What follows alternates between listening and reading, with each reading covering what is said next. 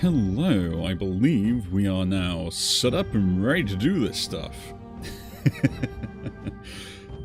Good evening, good afternoon, and good morning. Yes, I am back doing some more Spellrouge. I am in that sort of mind frame where I feel like sort of like having this one day a week stream and stuff is actually working well for me in Spellrouge at the moment.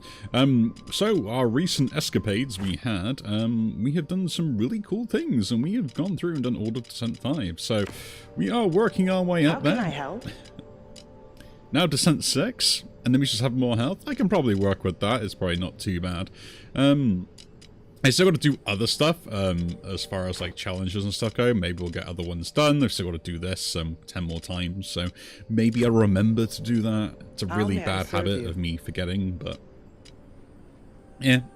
And I've been thinking about the Granite Orb. I like it because of the fact that it really does help that first early couple of turns. I'm still going to keep it, but I'm not too sure on it. Because I keep picking up like the nullify stuff and things like that where it doesn't really work, and I'm kind of like, how do I want to get around that type scenario? The Vexing Die is interesting, could take that. Second turn receiving 2 sap is not great. Mighty Boss to be fine, do not like Tempest, because that's just a lot of damage to take. Although it's something we could probably work around. It's probably the only one I probably could work around, but I'm thinking we reroll these. There's nothing good I would want, and nothing I could get better on. Entering a Sanctuary, losing a spell seems fine because you can gain 1 back. And on enemy death, nah, just give me start a battle, receive a curse is fine.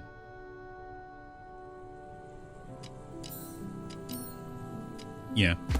I'd rather lose the spell entering a Sanctuary rather than not getting a spell reward every 3 battles. I'm just gonna throw that out there.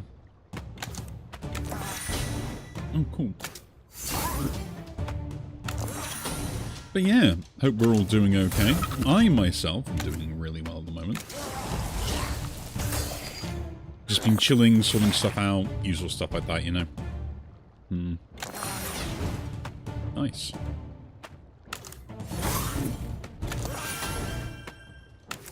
Yeah. Not much going on, really. Not much at all.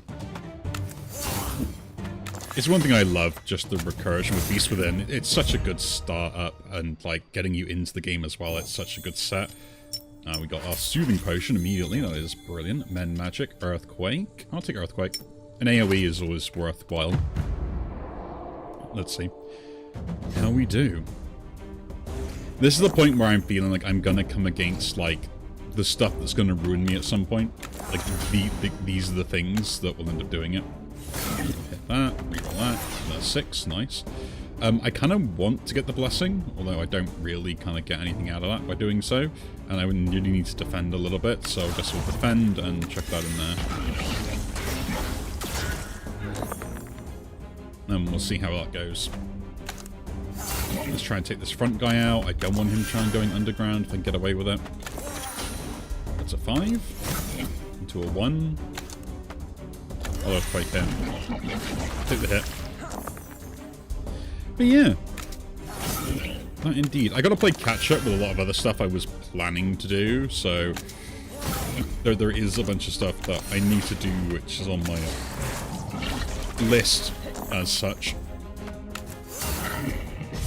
I just stuff for the channel, playing certain games. I kind of like got back into other ones, and not having the time recently has really hindered things. I'll take the Rampart here.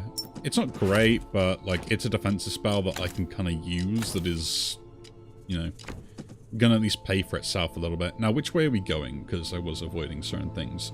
I guess we're going this way because I get to the shop and I get the relic, so 89 gold is not a lot of gold, but we can make do, we can make do. Ooh. Each turn receives sap and power. I mean, I'll take it. Like, power scaling is going to be something that I'm probably going to need anyway, and that's a great way to get it done. Instinct, tracking, don't really care about any of those. I don't really want to get rid of a spell.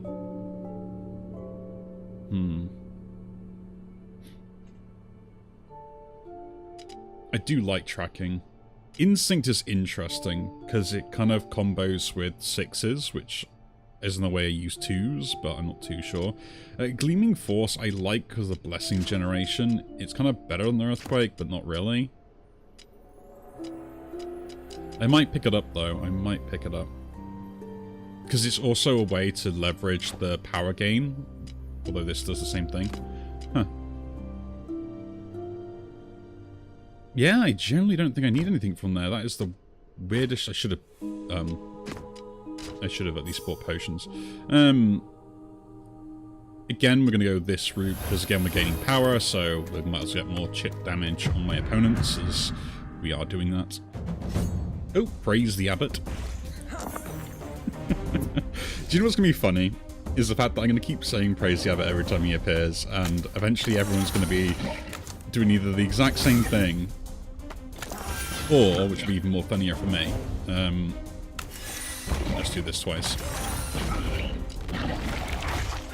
Everyone's going to realise how much this guy actually appears in all the runs they have, you know? Because he appears a lot. At least to me he does, anyway. Let's do that, flip that. Okay, that 4 can go in there. Defense there, defense there. But yeah. Praise be the abbot.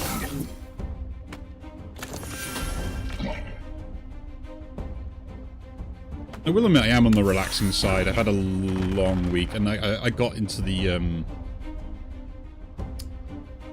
random thing of deciding the fact that I wanted to bake a cake. So I have done that this morning. For no reason other than the fact that I really, really wanted to. Okay, I should clean fight that one. I think the power gains me really good. We're going to have to watch out for my defense, though, so that is something we can look into, and Gleaming Exterior could really work. Transfigure I do like as well, although I guess we could work with that. We don't really have anything else to play off, though. I like Gleaming Exterior. I guess the Blessing stuff again as well, and then we could really kind of go into that build with Blessing. Choices. Cultivate Might is kind of like, eh. I'll take the Gleaming Exterior. With the upgrade we've already got as well coming for this spell, like, I think it's worth it. It trades that out, and then we've got some flexibility. Can use 4s a little bit more efficiently as well, which will be a good side bonus. But yeah, my flat at the moment smells very much of orange at the moment, because I made a chocolate orange, or I guess an orange chocolate cake. Priorities, right? Gonna make sure that the thing that is the majority of the ingredients is in there. Although I've got an issue, my oven decided the fact it wanted to conk out on me a little bit, so I kind of had to fix that as well, which hopefully there's no other issues with it, but you never can be too sure, you know. You can never be too sure.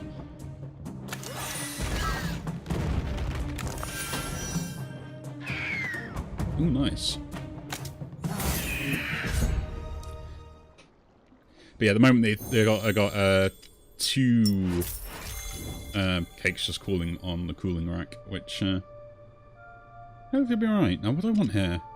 I got enough gold. I'm gonna reroll these, see if I can get anything more interesting. Carapace I do like just because it is good defense. It's that burst of defense that's kind of like really useful. We'll pick that up. First we can go out. Carapace will stay in. Maybe go in. It's not better than the Rampart at the moment, I don't think. Just because it's evens only. I do want to upgrade it to this, maybe. But we're getting a lot of sap, so watch out. And we're going to lose the spell. Bristle gone. And give me a spell. Something useful. Yeah. I'm tempted to reroll that as well. Ooh, Granite Guard. I will take Granite Guard. I mean, I like the Consecrate, but they got no payoff for it yet. There is Fixation, which has some blessing synergies. But I'll take Granite Guard. It'll keep it out the pool, plus it is kind of useful to have 20 block just randomly when you need it. I think it's better than the Granite Guard. Like, it's better than Rampart for now, especially going to a boss fight. It's the panic button for block, which is going to be useful.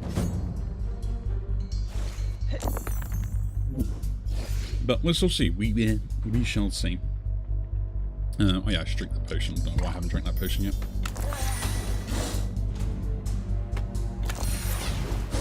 Now, the cool thing about this is...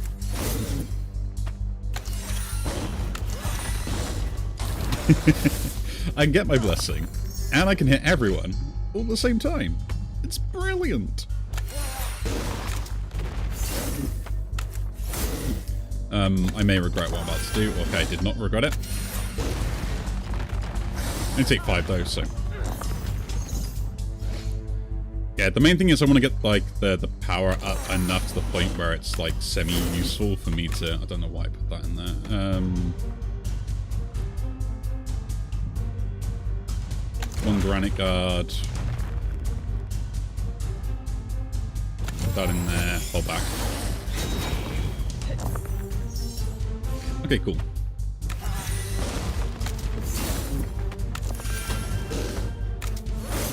And we're done.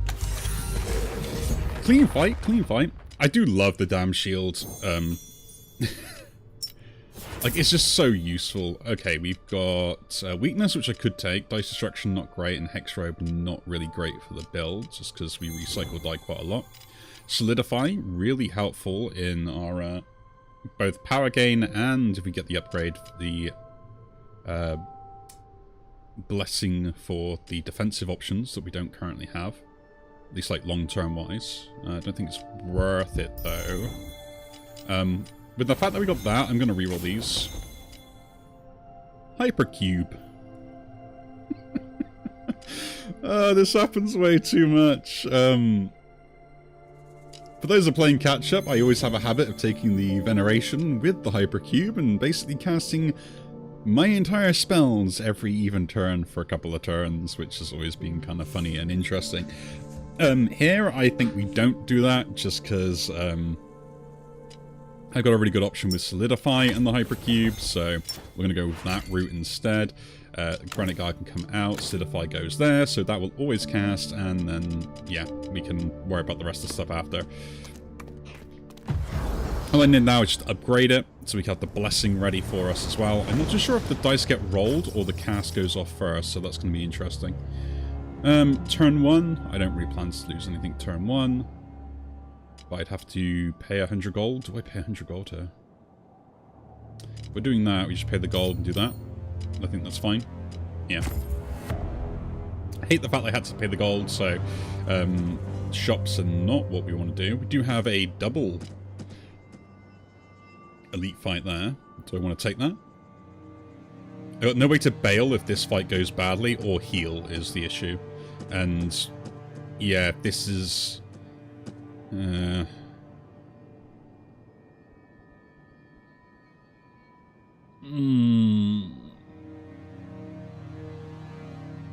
don't really need shops. If I don't need shops, then... Okay. We still get one. I'm going to be a coward. I'm going to do it. I'm going to avoid the problem. I just can't sit there and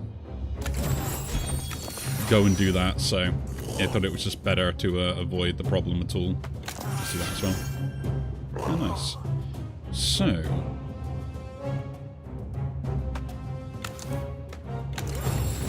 Now, I do need something to play 1s and 3s then, I guess, is a bit of the issue.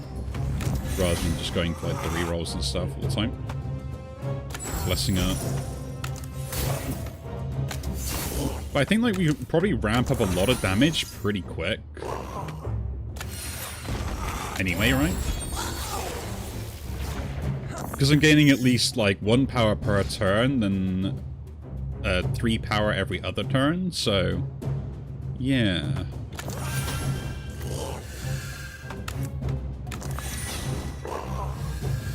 I think I'm in a good spot.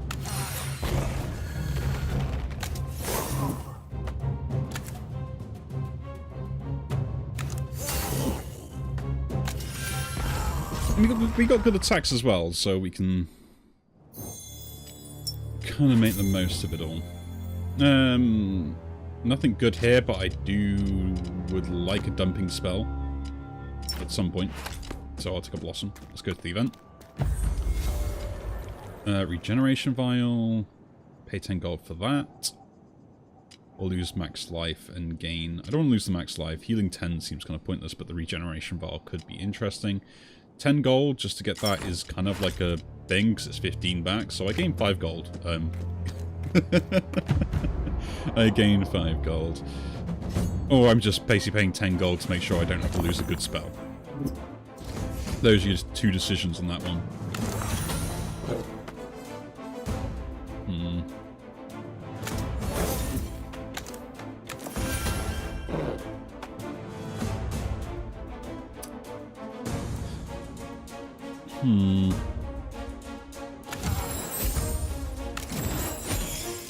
Get the blessing up, get the defense up. Once the solidify is set up, like, I think it's going to be pretty, pretty good. The guy's down. We can defend with this, I guess. But I really want, like, just something to make... Like a spell that I can just use to kind of dump stuff I don't care about in. Right? Like, Solidify would normally be one of them, but because I cast every other turn, I don't really have anything else to spend dice on. So I do need another sort of, like, countdown effect and... Huh.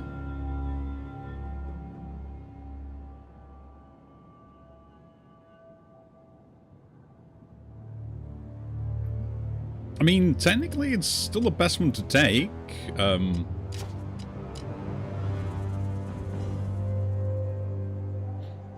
Carapace is probably not going in the build now. Although it's really good defense, like, I've got other ways I probably could do. Nah, Rampart. Rampart's gone. I'm gonna take the Seismic. I'm gonna take the Seismic. I might have uses for that. I might have uses. -1 on countdowns. We don't really have many countdowns. Potion use repeat every 3 afflictions. We don't apply afflictions, so that's a reroll. Gain 5 for every block. Every 5 roll, gain 2 block. Which you do roll a good amount of 5s.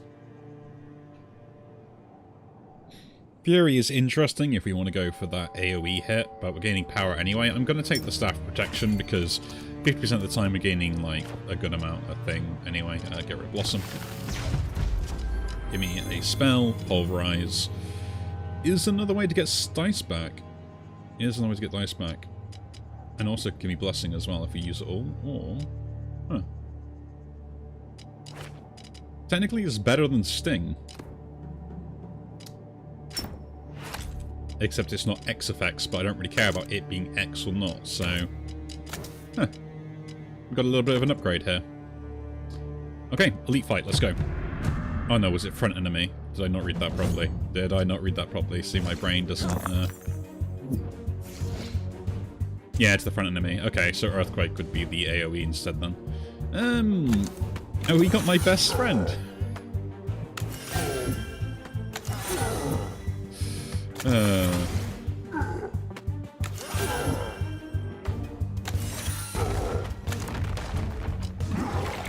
One potion just wins the run. Oh, at least wins this fight. We'll use it immediately. Gets rid of everything, so that's pretty good. Let's roll.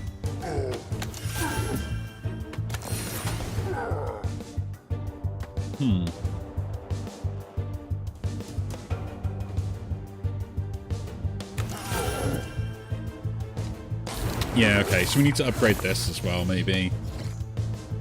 Or just 5s become more useful. So they now roll into 2s guaranteed. This becomes a 1, which you can't use, so I must put it in something defensive. Roll that as well. That 3. That 3, that can go in there.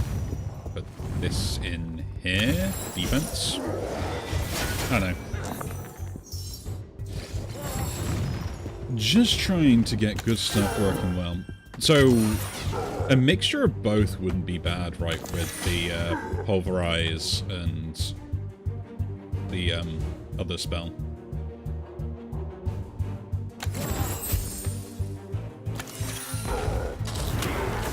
If we get a mixture of both, then at least I'm not too worried, although having the consistency to keep getting high value die anyway is actually working out really well. Let's do AoE stuff and things like that. Yeah, the power gain is working out really well, especially with the Hypercube as well. We're doing A-okay. Rampart is back. Don't think that's ever gonna really work out in the way I want it to, even with that upgrade.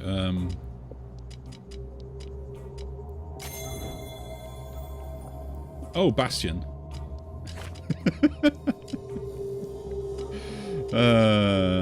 Sorry, Carapace, you're not gone. There we go, Bastion. In you come. Instant, put that in there. Now there's the upgrade to give it more charges, we'll just give it more things, we'll have a think about that later. It's just going to be really good, that, to scale up. No, don't want to skip that, take that. Into this last fight.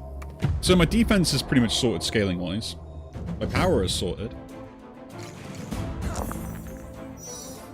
I have AoE as well, so we're also good on that front.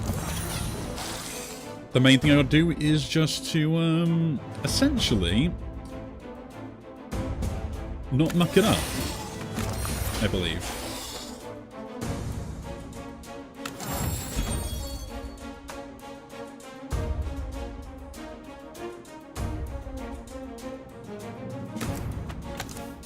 Oh, I thought that was enough to do it. Okay, never mind.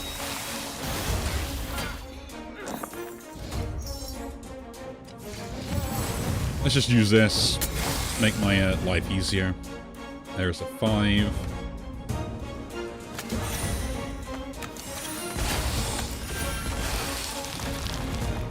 And yeah.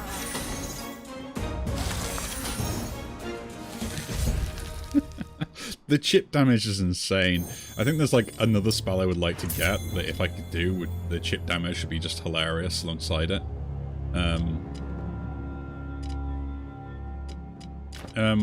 Okay, so what's other spell would fit into this build at the moment? Seismic is just another free cast, which could be interesting, and it repeats twice, so technically it'll do double damage. Just by getting 2 Lesser Blessing, which I can trigger quite consistently. So that's kind of nice. I'm not sure if the repeat is necessary, really, for the -2 on that, but hey-ho. Does make it easy to cast.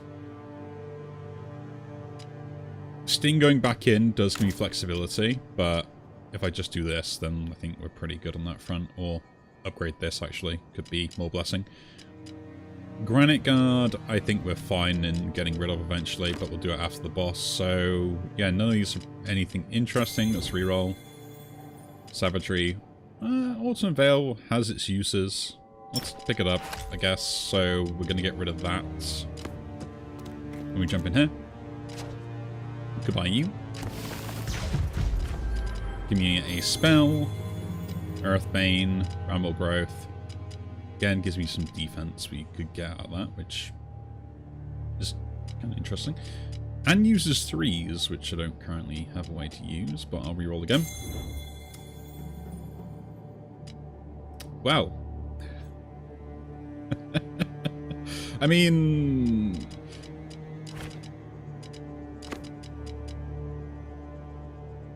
If I wanted to min-max gaining power as much as I possibly could do, I think we've got like a really good setup here for this with an auto-cast, so... this just might be interesting. So Earthquake is kind of one of those ones where I don't think it's worth putting it in this build. I might put the Seismic instead because it will trigger off 2 things, and I can actually use that a little bit just for this fight. I think that's a good way to work around it, right?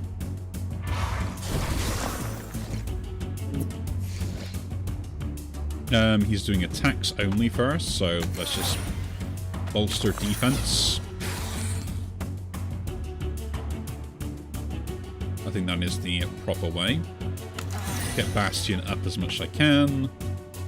And then I guess I'll play that in there. Next up he's doing his defense only. Okay. Not much I can do about that, so...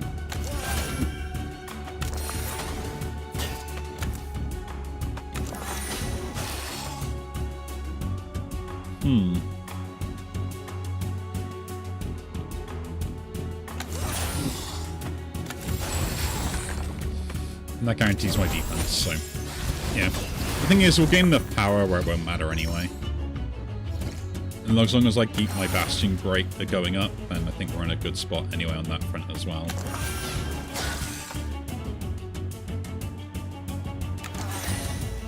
Oh, there we go.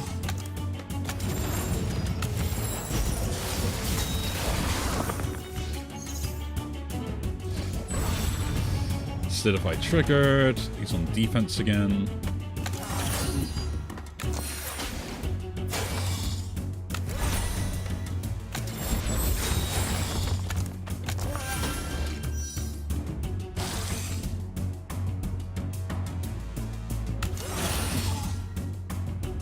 Okay. I'm still thinking about the Pulverize upgrade at the moment. So I'm noticing it is a bit of an issue.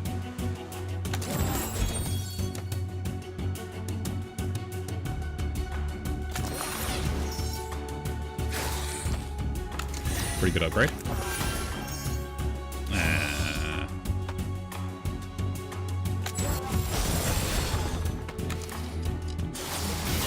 Don't know. I think I'm doing the right thing with the Solidify. Because, like, I get power for it, so it is, like, worth it. And, okay, no, none of that stuff going on. Push past it.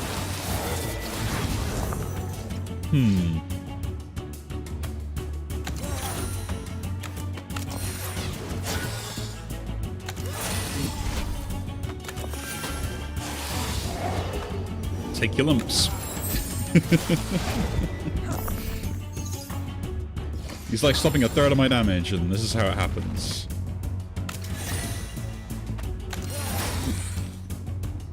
Threes are useless to me, so I'm making the most of those. I can still use twos somewhat, I guess.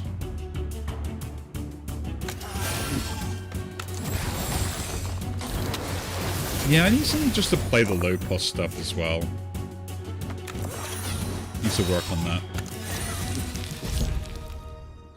But no, we're doing alright. We're doing alright. What have we got here?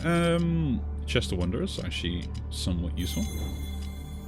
The Whispering Sheep, which has 1 less charge, and also gains 4 more block.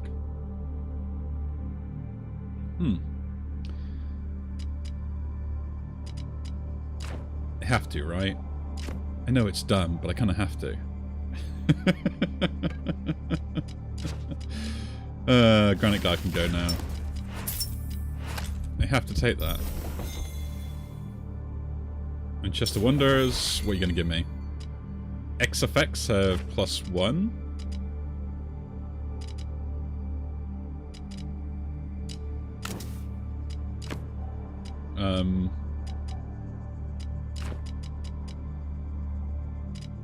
I mean, yeah. Immovable, Pain, or Pain Rune is interesting. I like it, but Exalted Rune.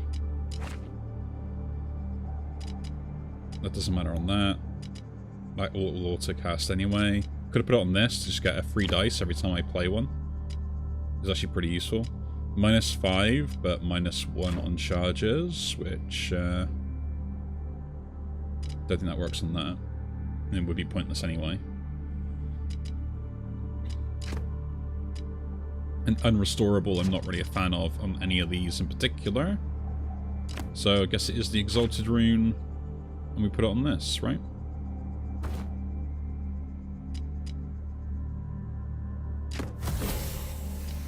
And now we take the Seismic down and we put in the Spirit Arrows. Now I can use 3s very easily and, yeah. See how this goes.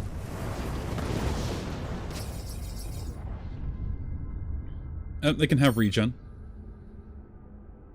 That's fine. And at least can have 1 extra power. I'm happy with that. Cool. We have a shop available. We do have 1 elite on the road, which we'd have to sacrifice a spell for. Which I think is fine. We go this way, but I do kind of want the shop if we go that route. So yeah, we'll do this. We'll take the elite fight. Infused scales allows me to get more. Natural hardness, interesting. Nothing else here screams out, so let's do this. Turn 2, roll an extra die. I'll take that. We're going to disenchant. I think disenchant the Seismic now, because we've got a better option for that sort of payoff. Sting, I don't think is going back in here. Autumn Veil, I don't think is. So Power and Earthquake are 2 ones I'm still thinking about. So we'll keep that around. Each turn, lowest die becomes an ether die. Doesn't really benefit the build. There are 10 dice rolled. Or do you go cube? I think we go cube of darkness. An extra dice at the start is, like, really helpful. Really helpful. So I will take that.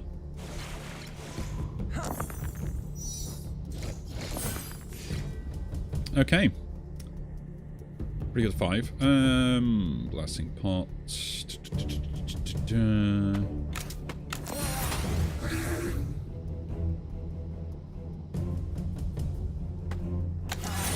Let's target that front dude.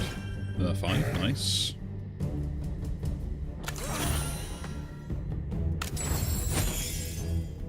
We got 13. This just does more damage, but I could just get the defense for this, so we'll do that instead. It's nice to have it, because I can just spend it. So it's like turn 1, roll an extra die. Okay. So Spirit Arrows goes off 5 times. Bastion first, play that in there. Get the 3, roll the 3. Do that again. I really shouldn't be rolling, although I am rolling it.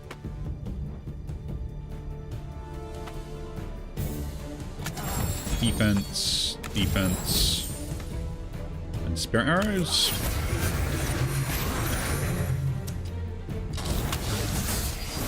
This guy's going to transform, right? I'm just going to do this straight away on that guy.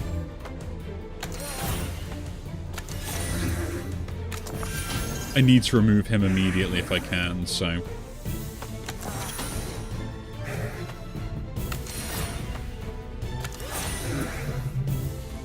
It is actually a good idea to do that.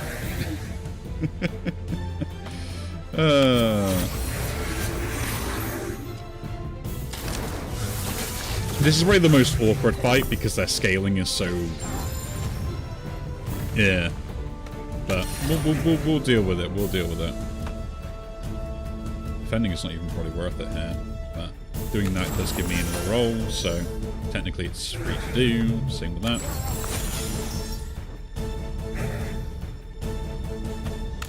To the front. Oh, cool. Spirit Arrows save me.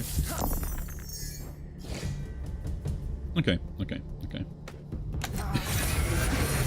Like, once we're set up, we're fine.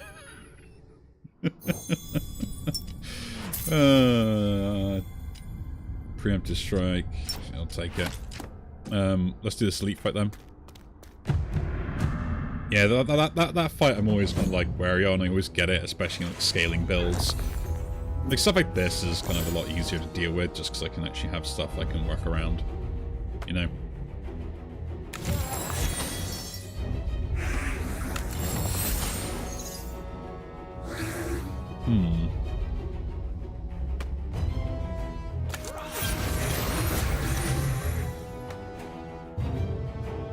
That technically is worth doing here.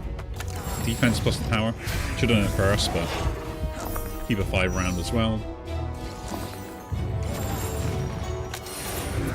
Put one of those in there. Put that in there. Would have loved a 5, but we did not get a 5, so pulverize. No. And just put that in there.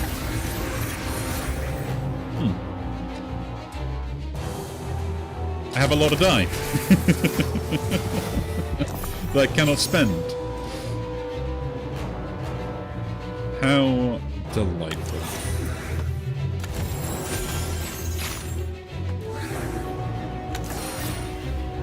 My 5s become wound die immediately. That sounds terrible. Have to work around that a little bit.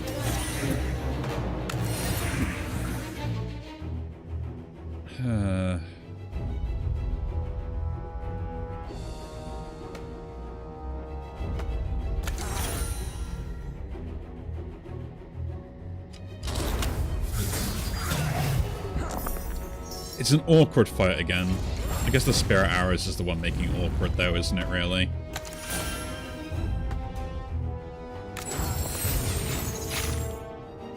And the fact that landed on 5, like, come on, man.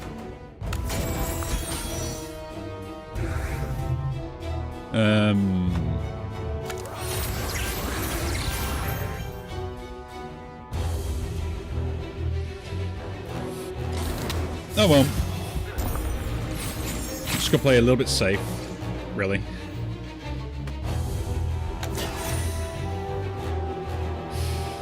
This game, man. Because it's just...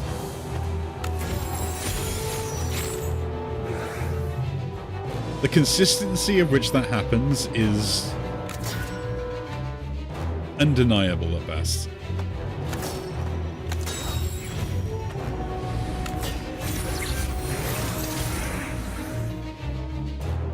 No, I just have to take the hit here.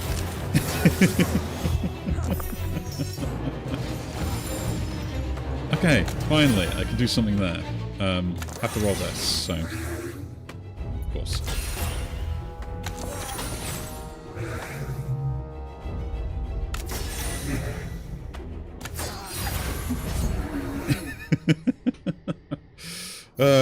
The fact that it landed on 5, the one thing I roll a lot of, just is hilarious. Ooh, intervention with an autocast.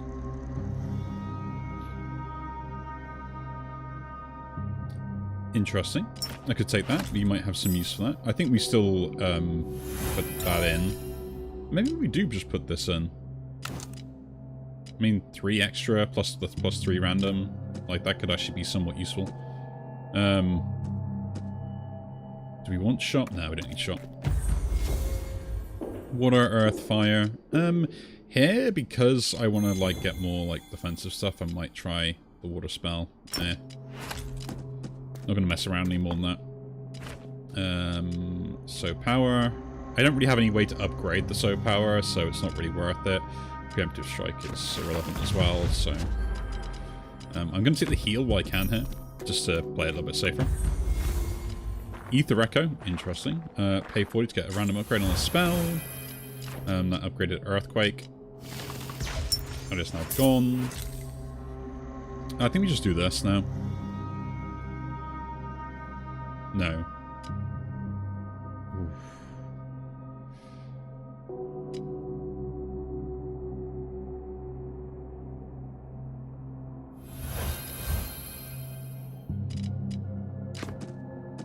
Gotta start a lot of stuff that uses Blessing. Don't know if this is the best choice, but I wish I had the AoE now.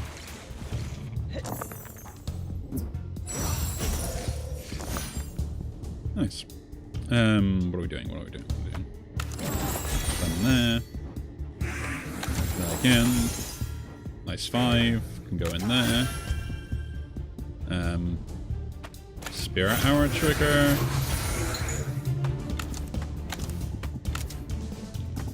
Doesn't mean anything. This guy's gonna be a problem, so hopefully we can hit him without actually having to hit him. would be nice.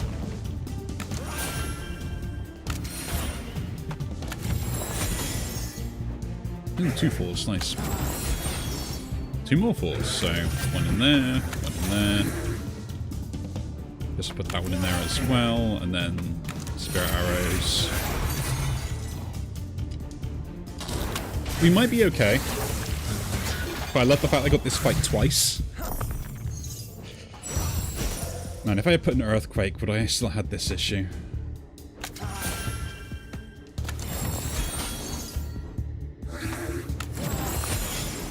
No, that is like my big question. Like, if I had had earthquake in this instead, like, would I be better off?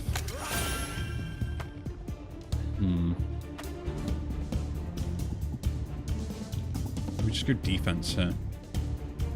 7, 4.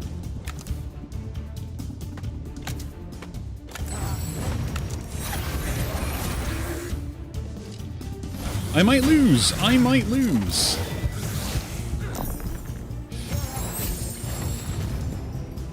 Definitely will probably end up losing.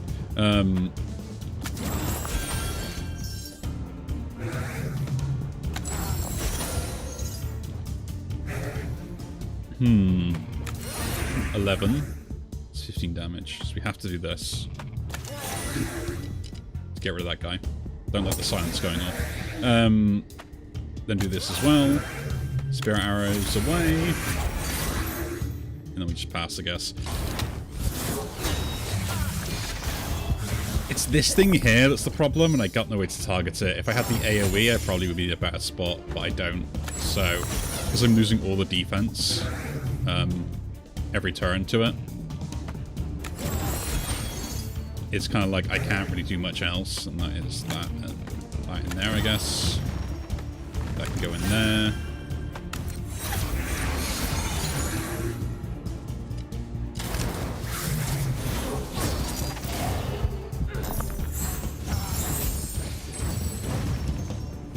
This is a kind of a prey moment.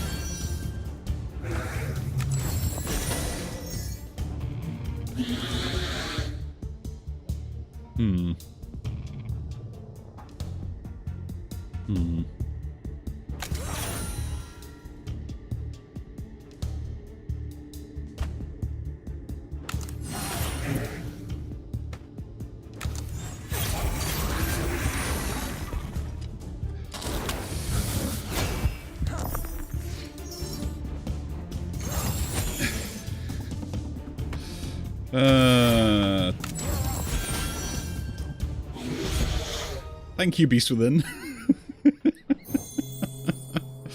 3 life in a dream, folks. Thank God I healed, man. How would I have done that otherwise?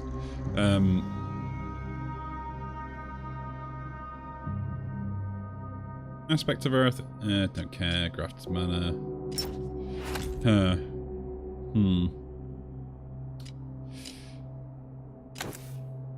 I mean, Spirit Arrows is really good against this final boss. I really can't say no to it.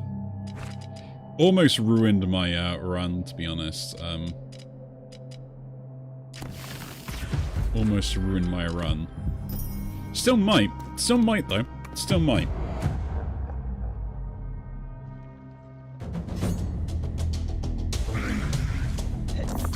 I guess that's the cheat that you could do if you get like really bad setup, and loving that is getting the +3 to something every single turn. It really does help out a lot.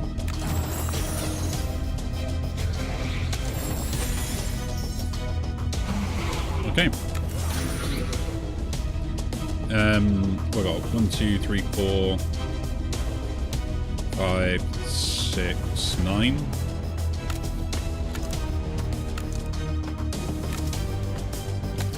And then do this.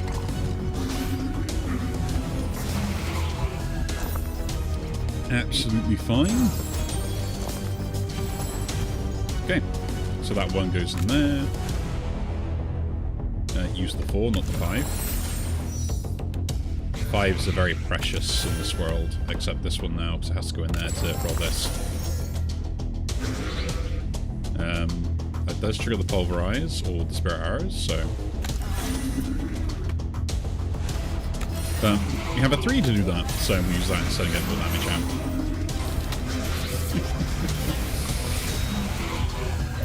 This is probably the worst setup one, because of the way that these spells will go.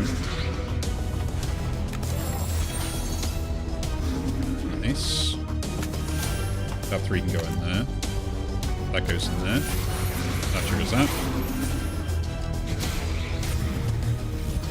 Now, do I get the extra power here? No. I do get it. Okay. Nice to know. By getting the power from this rather than that from the solidify. Okay, so that's one of the issues I'm having as well. It's nice to figure these things out, you know? And just make sure, like, what is going on.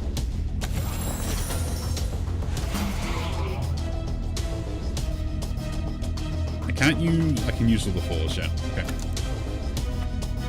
That 5 goes in there, that 4 goes there, that goes there, and this one goes there. The spirit arrows, though, is so good. I mean, just the fact that I managed to get this to work is a big smile on my face, because I love spirit arrows as a spell, but it is really awful. Like, super awful.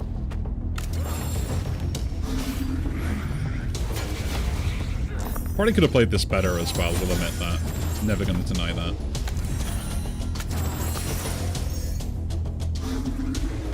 Never going to deny that. It's just one of those ones sometimes where it is, you're gonna like make your bed and lie in it. And that's what I've kind of done. But it's all okay. It is all okay. Although I will have to see what my cake is doing. I mean, it's obviously cooled down, but I want to kind of taste it.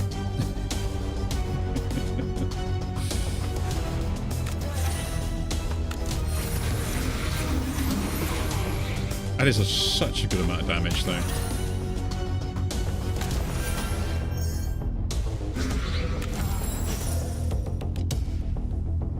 Yeah.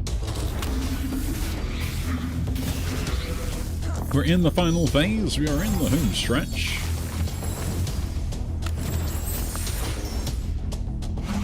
Just give me some 5s, man. I want some 5s. You got any 5s? I want some 5s.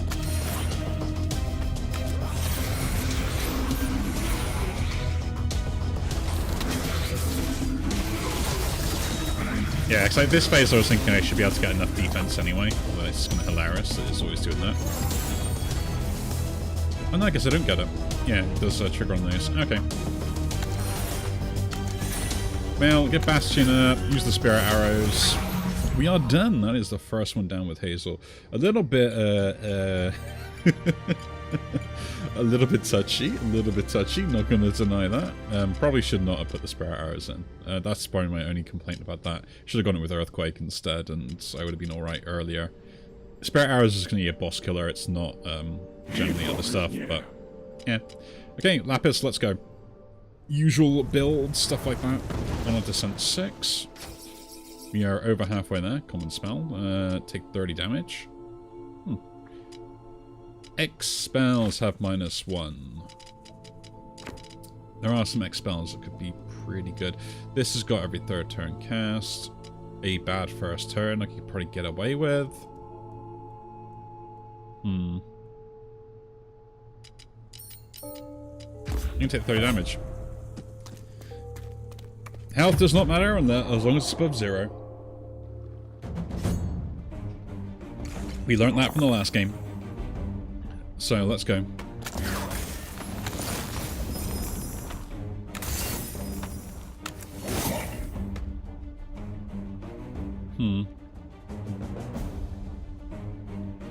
I'll defend there. I gotta be a little bit on the safer side with my health, so... we will try to do so.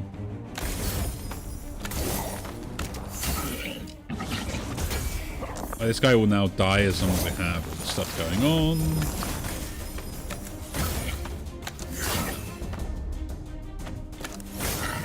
There we go. The best thing to do is just save myself. Ooh, Glacier. Ooh, Seaward.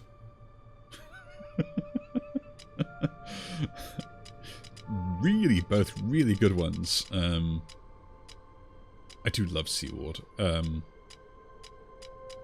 Like a lot. I love Seaward. I love Glacier as well. You just can't beat it. It's it, really. It's just like the perfect defensive tool for once you are set up. You gotta do worries about that first turn. Seaward does give me damage. I might see Glacier again. I might not see Seaward, so I'll take Seaward. That's a hard choice for me to make, just so you're aware. Wasn't an instant take.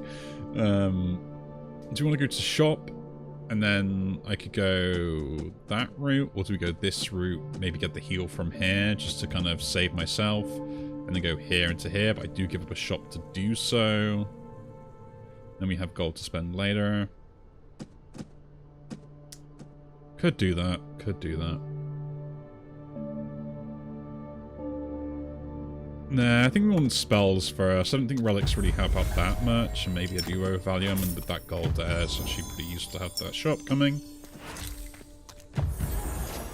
So what do we got? The Plagas, which again is going to give me a lot of fury gain. So that is actually kind of something I would like to pick up. Artifact is interesting as well to take. Hydroclast for Real and Lois. I'm not a fan of Hydroclast just because I'm a big baby and what's the upgrade on this? Just more power. Yeah. The doubling of the block is kind of useful. I do like the extra fury gain as well, so it means we can kind of be semi-defensive. I don't think I'm going to get much from there, so we'll take this, we'll take that potion, and rolling dice could be useful. I think we're good on that. Don't want anything else from here. Save the gold for other stuff. And I'm going to upgrade this, so we have more defense on there. We'll leave. So, Seaward defense, the Plagas as well. I want the Plagas to be used automatically. Just because doubling defense is really useful. And maybe we'll go to this other shop and see if there's anything good there. Praise be the Abbot. We see you again, my friend. How are you? I hope you are doing well. So the cool thing about this is I can just start gaining like a lot of defense and a lot of other stuff as well with the fury gain. So like I don't actually need to worry too much. I'm going to set up to get good defense for later by doing it twice now. So hopefully I won't need to later. So I could do that for 12, or just do this for 12 here, which is good enough. Range attack. I don't want to put that in there, but I'll put that in there then, I guess. Guess that triggered, so we can put this in here for 16 if we wanted to, but there's no point, so... Attack.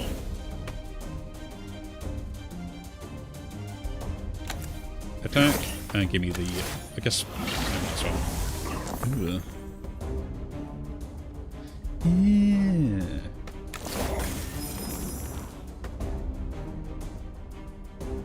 Huh. Played that terribly. Use a potion. I did play that terribly. Gotta make sure I don't do that off that. Realm repeat.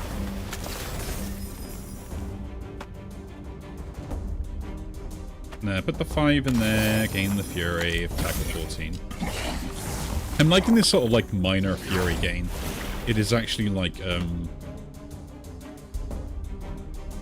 really good.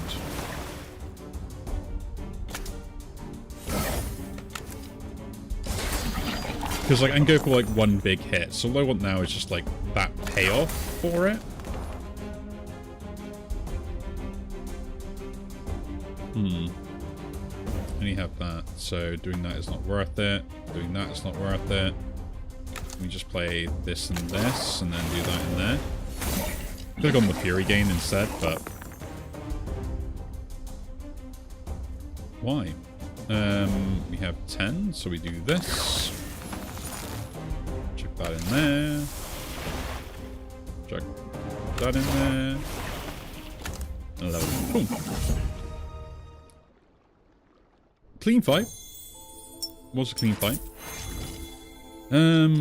Some power gain. Interesting. Reroll all. And absolution. I don't really like any of these, but they do technically sell for a lot. So I guess I'll take that and maybe we'll sell it. Let's go to the shop again, actually. Seeing we've got money to spend. Rainfall, Poison Barrier, and Tidal Hallberg, and Dark Arts. What should we go here, my friends? I do not know. It's a very difficult choice. It is sad that keeps appearing on repeat, but it is the best one to go for. It now beats this out for the thing I want, and I should also reduce this down to a 3 to make it really easy to cast. And I'm going to put it there just so it casts by itself every 3rd turn, which will help me scale it.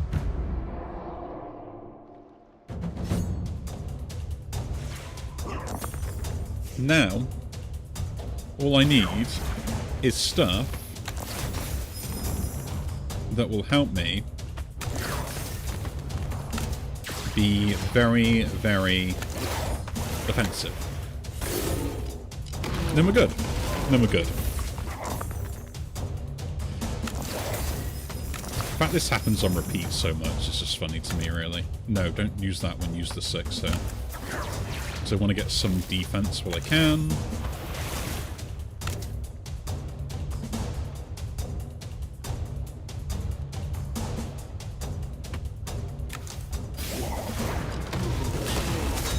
Just ramping that up. We still got the 8 damage on there anyway, so 14.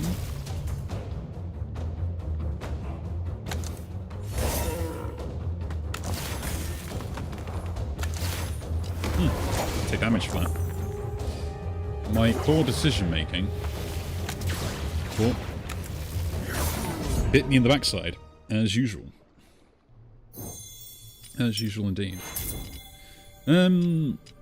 Interesting. Poison Fling, again, not bad. Cold Snap, I do like the idea of a Cold Snap, but again, it's way too expensive without rain synergies. But I don't want to reroll now, because I got stuff I will want to reroll. Okay. We'll heal here, just because I am slightly scared, and another spell I don't think is going to help me out. Maybe this comes out. I like it too much, though. It does the same thing as this, pretty much.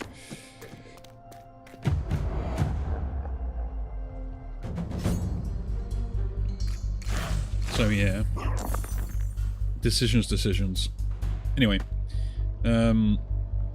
16 damage.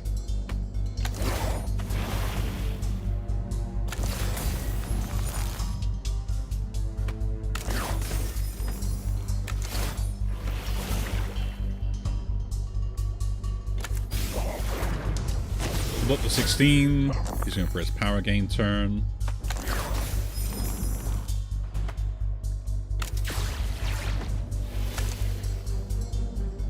He's got 5. I'm going to do 12 plus that 7, 8. Okay, so this is probably the best one, but I need to defend as well, so I should use this first.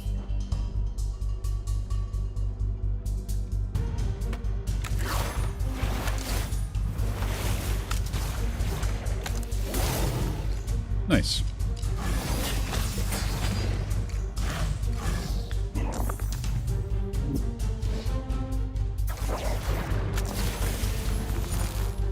It's one of the most weirdest things that I'm going to do. Now, I'm interested to see how does Marked work with this. So that is 45. So I do 30 plus the 15. Interesting. Interesting. I liking that how that works. That is great. Okay, what are we going to get from my rare spells? Ooh, Rhyme Hail. Thank you very much. I will take that. No second questions. We are now good. Even turns, get a dice, Dreadstone, and then take damage if I do kill something. I think this now can come out, actually. And, Embrace can go back in, just to guarantee defense, maybe. I'm going to reroll these, so I want something better. Actually, guaranteed 6 for the reroll is fine on the mana inversion. I'll take that. I get guaranteed 1 or a guaranteed 6, so there's some wiggle room around that.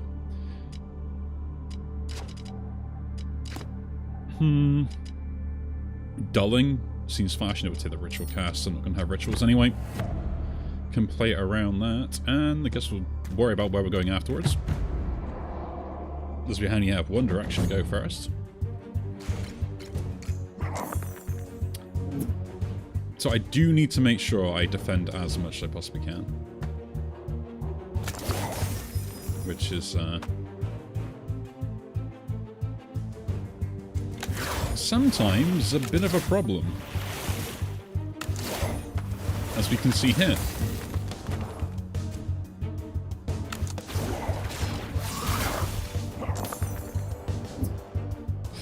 Just instant like, oh no, I can't defend, that's great. Do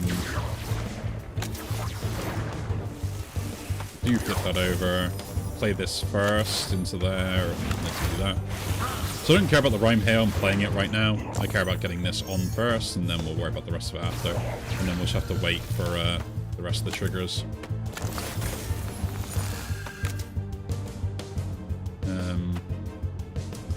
Can I muck that up so much?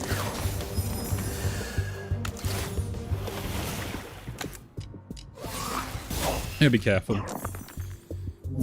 Make sure I'm playing smarter. Man, I really am getting hindered by that.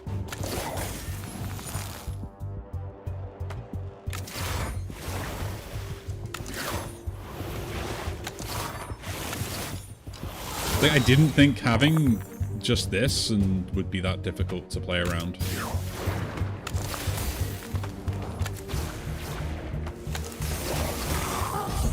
So I probably should trade out the Plaga Sun.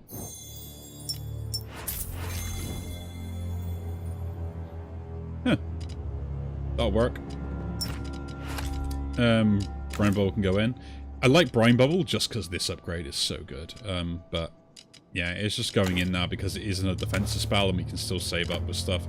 Where are we going? Could go lots of shops. Can't go to that one without going to this one.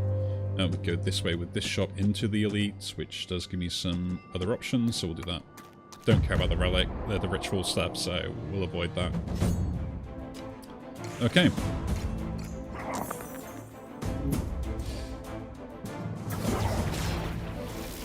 I'm gonna keep the form, but this is great because the reroll effect is really useful here. That's a lovely 3. Roll that over. Put the 4 in there for the 8 defense. That 5 goes in there. That doesn't really matter anymore, so I guess I'll re-roll it into getting 1 more, and then wipe both on the face of the earth.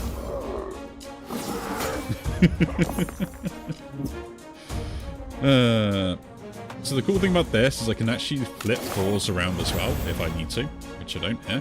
So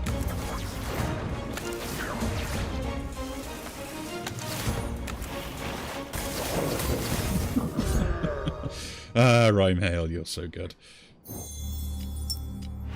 I don't need much fury gain and stuff like that. I need defense, and Icicle Blade is still worth, because it's worth selling. We got a shop coming up, so disenchanting heavy rune. Forecast, all Crystal Heart. Don't really care about any of those, and I mean, I'll take the Crystal Heart because there is some cool stuff we can do with that, and it's not really that much to get the relic out of the pool. So, Winter's Bite. Dark Star. Dark Star indeed. Okay, so Cold Snap can go. I think Embrace is not worth it right now. Impale is whatever. Icicle Blade is a little bit too much for the build that we're trying to do. Cool. Okay, let's take Darkstar. Let's take it. There's a reason why I want to take it. If I get it to work, it's going to be an instant win.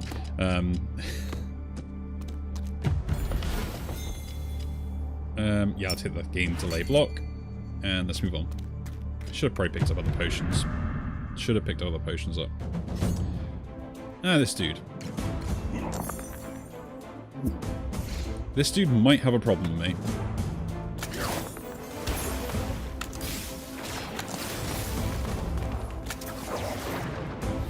He might have a problem with me. Give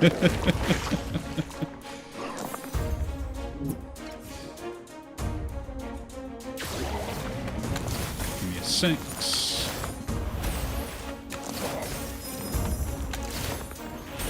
Ouch, did not get anything I wanted there.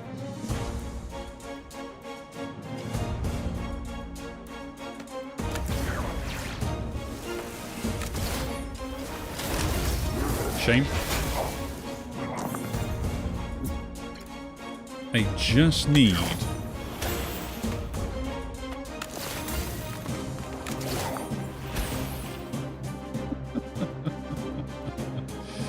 I just don't even know anymore, man. I don't even know.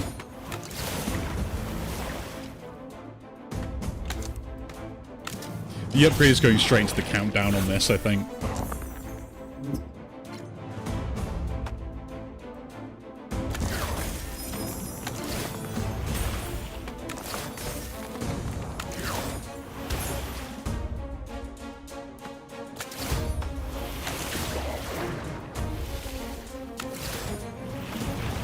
That's not auto-cast next turn anyway, so there's no point worrying about it.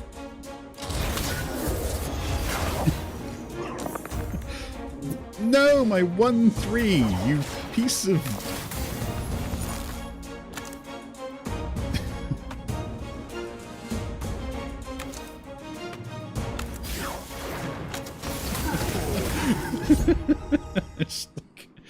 okay, maybe I had 4 choices. Ice Ward is good defense. Let's go in there. I would love to upgrade Darkstar. This has to be countdown now. I just, yeah. I'm gonna put this in here because I'll get more dice back. Brine Ball's still good, but yeah, Ice Ward. All the way, buddy. It will just give me more consistent defense, I think. And it's got 3 charges, so... Slightly better. Do lose the reroll effect though, which is kind of disappointing, but you can work around that with the rolls on this, so...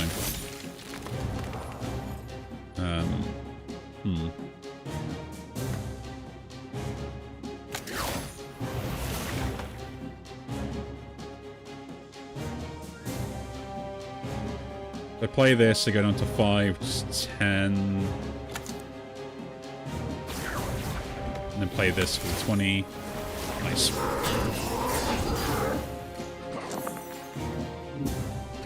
Okay.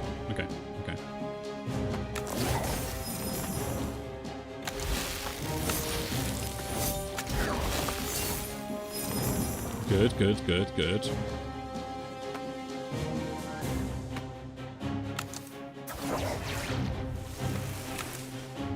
Doesn't get the kill. No, it does. And now I die. No!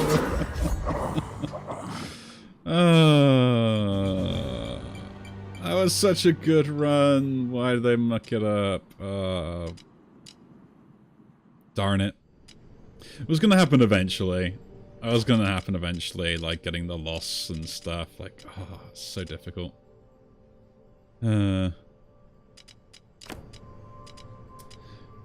Very disappointing on that front. Very disappointing. Well, I can help you. Should we try and redeem ourselves? Should we try and redeem ourselves?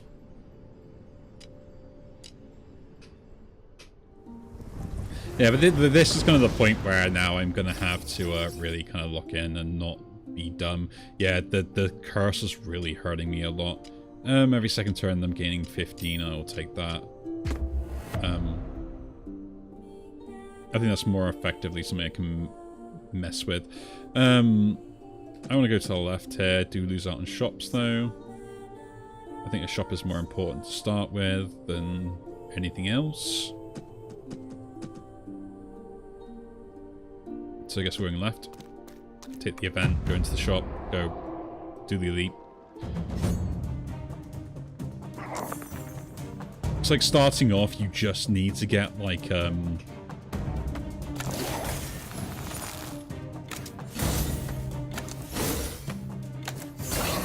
some form of consistency.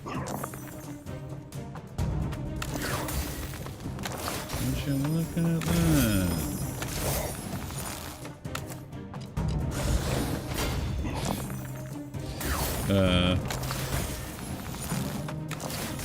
Sorry, I'm always a big baby about stuff that I can't control.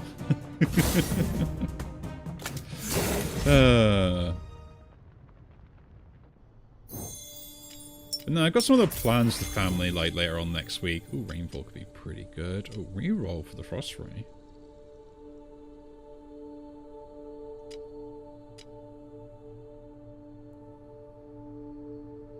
I like that as an idea. Forbearance is also something interesting with minusing countdown. Rain. I'd say the Frost Ray. I think there's uses. There are use cases where that's good, plus the fact that I get an icy die out of it as well gives me some defense shenanigans. And I like shenanigans. So I can put like that in there, it just deals the damage and rerolls, do it again, and rerolls, and we get 2 4s out of it, which is great, because that is just good defense. This also means that when this does go off for this, I do get a free die out of it, so... yeah. I'm kind of happy with that decision. Crusader, how you doing, man? Doing alright? I've decided to pop on and chill for a while my cake is cooling at the moment. Yeah, I decided to make a cake because I was bored. I swear, no other reason. I'm gonna hold off on that.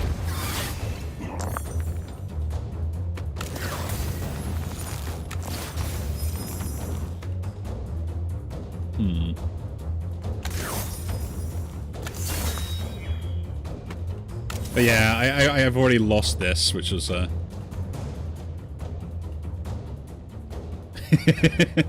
said you generally do with Sephara. No idea why. They just seem to just to pop off sometimes, which is hilarious.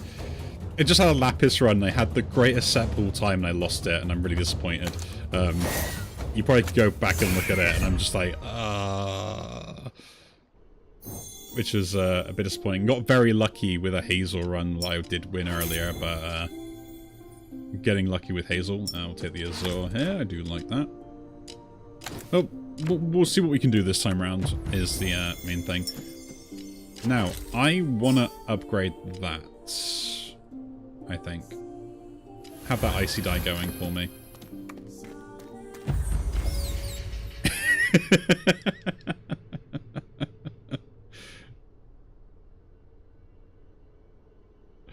Ah, nice, man. Yeah, the cascade is insane. I'm wondering, like, do you have any tips for the shifting mechanic? Just out of curiosity, because my brain cannot fathom it at all in any way, shape, or form, and I don't know if it's just me, which I could probably say. Yeah, tried the Echo one. Yeah, the Echo is a bit of a nightmare to actually use anywhere, to be honest, I will admit that.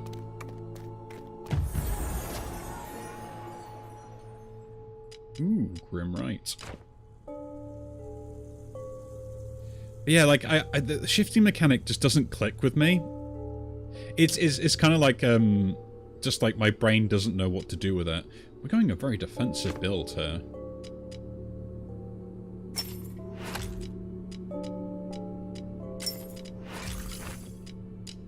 Boys, I have an opportunity. I have a very, very good opportunity to play a build that I always love so much. But it's normally the way.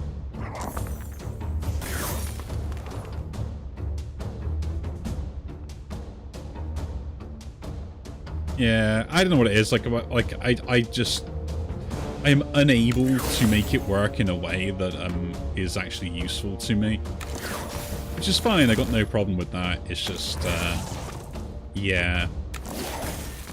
It gets to a point after a while where I'm just like, okay, I guess this is just done for me and I can't do anything else about it, so...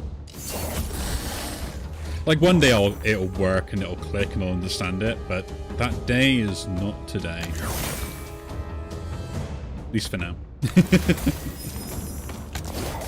When it does click, everyone can panic and be like, he's done it, no, what are we gonna do now? So let's set up my defense and my poison and everything else as well. That's all lovely-dovey while doing a little bit of chip damage here, there, and everywhere. We'll flip you because you give me a 4. That can go in there. Get the lovely setup.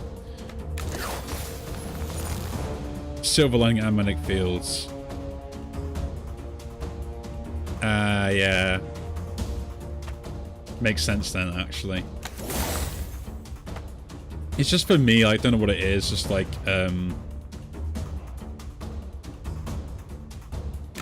I just can't get it to work. Yeah. Like, I managed to get it to work, I think, once. And ever since then, it was, it's like, that's been it. I've never managed to get it to work again. I think it's through more, like, the consistency issue I have with it. I have no way to re-roll those as useful, so guess that and that go in there. That and that can go in there. That should give me block, which is no point. Just put that in there.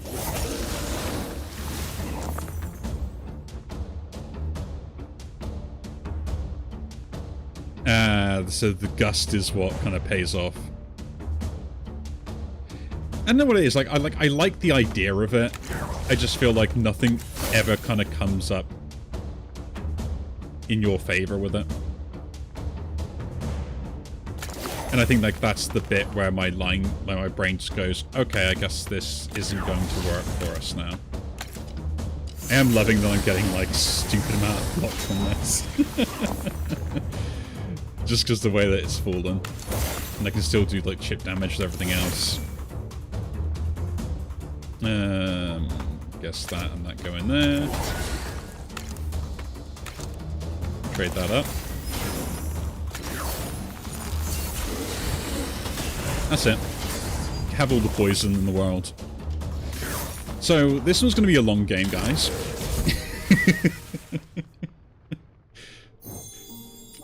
We're at Descent 6, and I have to restart the whole thing again. Ooh. That could be good, actually, for this build. I mean, the Fathom also is actually pretty good as well. Again, giving me more Icy Die, and I'm going to have poison on a lot of people, so might take that. I do want to get my poison really ramping up, but defense could also be more important. Like, we'll get, as long as we're defending, we're good.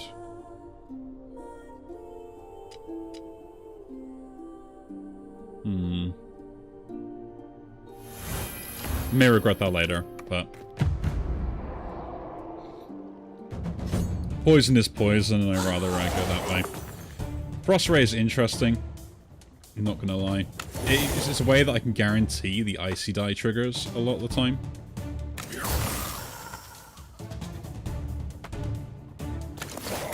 And actually having some useful stuff to play with. That goes in there then, that goes in there for that. This fight isn't going down very well for me either. I've just realised what I'm facing up against. This is going to be terrible.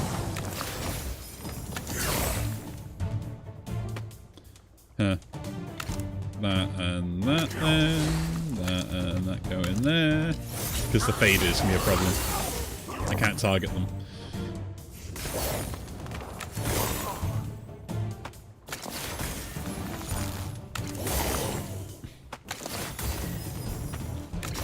Makes sense.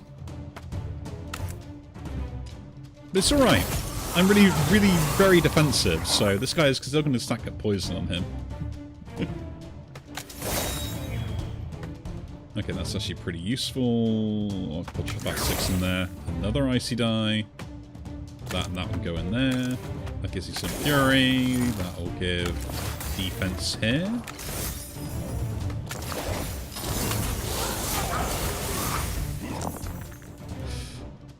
Yeah, these guys are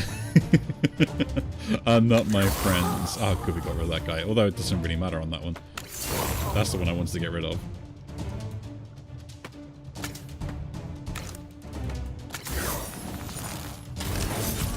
Well,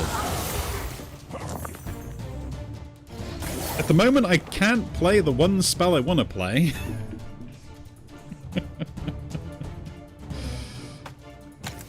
Because the faded malarkey is actually hurting me.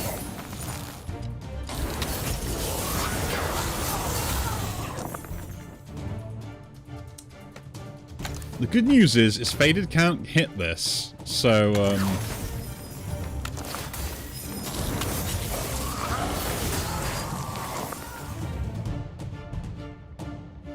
I'm kind of working around it a little bit.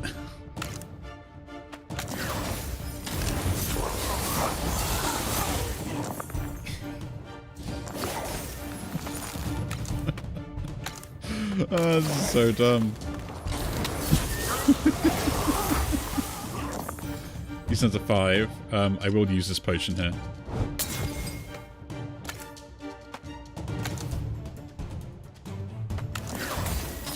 I should actually use the Incasasaurs there to get more block. That's my fault. Okay, we're done.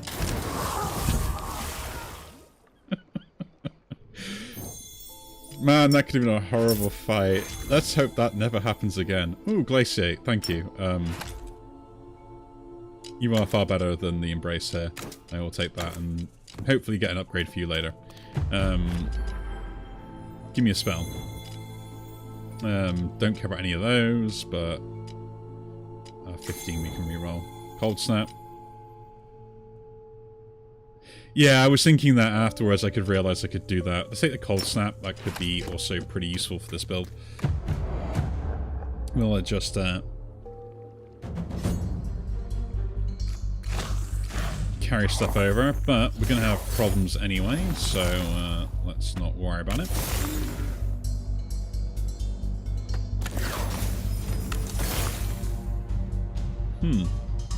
Guess that goes in there then. Set that up for that, and then lose a bit on there, but we get some more on the front end. Okay.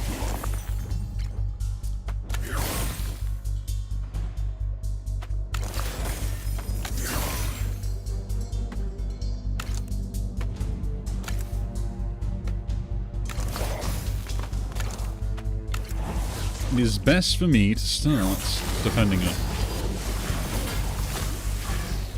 Oh, these guys got the poison as well. That actually might save me a little bit. As we chip stuff down.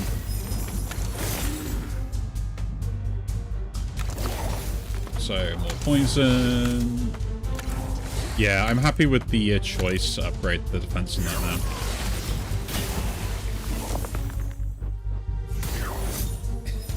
Yeah, I need to stack it as fast as possible, but I'm also trying to think to myself, like, I need to defend and also, like, get as much defense as possible. So I kind of want to, like, min-max a lot of the value I get from the stuff, which is also kind of, like, not helping. The thing is, like, if I tried to, say, set this to have the 2 toxic skin, my more worry with that one would have been,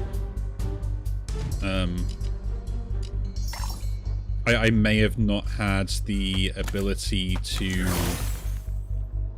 actually defend myself when I needed it. So that was my other worry about it as well. do that. We should get those back as well. Nice. Like once this gets up high enough, like it won't matter. It's just whether they will have issues beforehand, which they probably will do. But it's fine. It's an interesting build that is not normal, I guess. We'll put this twice to get a little bit more out of it.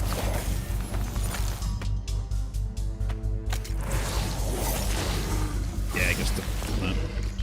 So, I like the Frostway. It's just a better trigger than the Fathom with the upgrade on it. Because even with this, like, I'd have to poison them first, so that's kind of reason why I don't want to go, although I could target with that, so there's, you know, other things to consider.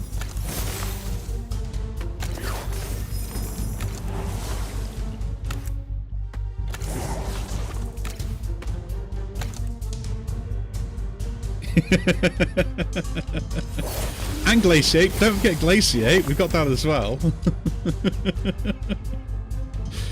Gotta check all the bingo cards here, you know.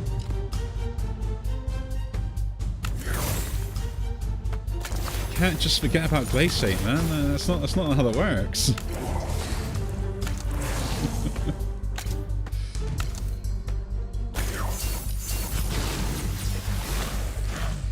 Don't worry, for a good one, in the one that I just lost with Lapis, I did pick up, what was it? Seaward instead of, Seaward? Instead of the Incasasaur, because they basically did the same thing, except one gave me Fury, and I kind of like the Fury combo. But, unfortunately didn't work out, even though that run was, like, so good.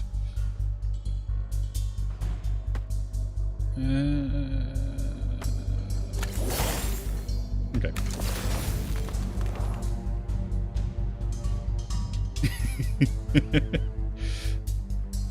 It's one of the things that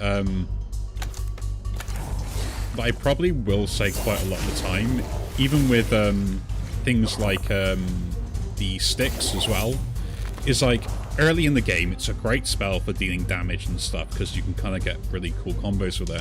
But to be honest, like when you come late game, it's not really about having it deal damage, it's more about having yourself have some good dice economy, and especially like reusing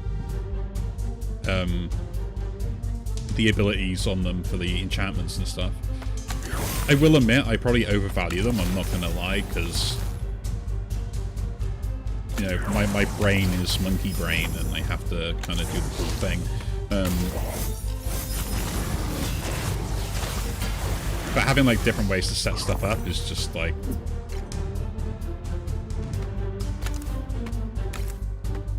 so awesome. Roll that over.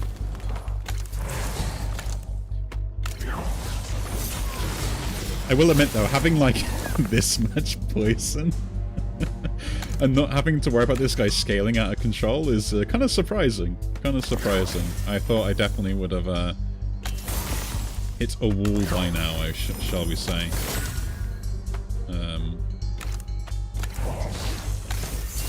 I think Glaciate's helping there as well, so. Okay, what have we got for spell-wise? Okay, Kashigoka, I think that's just a GG at this point. Have this down, put 6s in it, and then we start scaling. I don't think I need to worry about that point anyway. Undertow is also an interesting choice, because we gain a little bit of defense everywhere. I'm not going to deny that. I don't know, like, I'm so focused on my poison type builds that, like, I look at Undertow, I'm thinking, like, yeah, I could actually really go with Undertow, but I still got to try and fit it in. And I like my poison. We'll see what we got for artifacts first. It's something I will do. Okay. Chest of Wonders. That's an instant take, I guess. I think it was one of you guys that mentioned to me about Chest of Wonders and, like, how good it really is. Because I was always valuing having extra dice more than actually that. Although I am tempted to go with other stuff, but... Okay. So, first of all, we'll go with the Undertow then. I really would like this, but there are 2 spells that do the same job as this, and one does need the upgrade, so you are technically right. The best kind of right. Yeah, the Jin is a bit of a problem. Only one attack. I think, knowing that, I might swap out the Impale in and keep that going instead of Poison Barrier, just to kind of play it safe. Let's play this. What do we get? Reinforce on odd turns, and even turns we get to receive that. That actually helps out a lot. I am going to take the Hex Crown here. A shield rune to give something +2. I think that's really good. But I want something better. Anger rune. I think the Blitz rune is a choice, no? Countdown.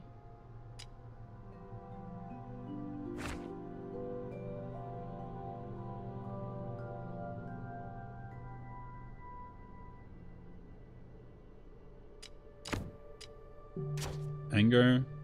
If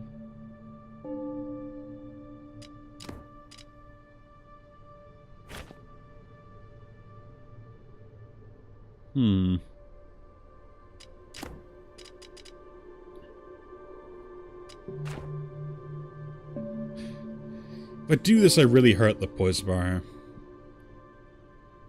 Yeah, this chest was not great. Was not great at all. It's dumb because it normally is pretty good. I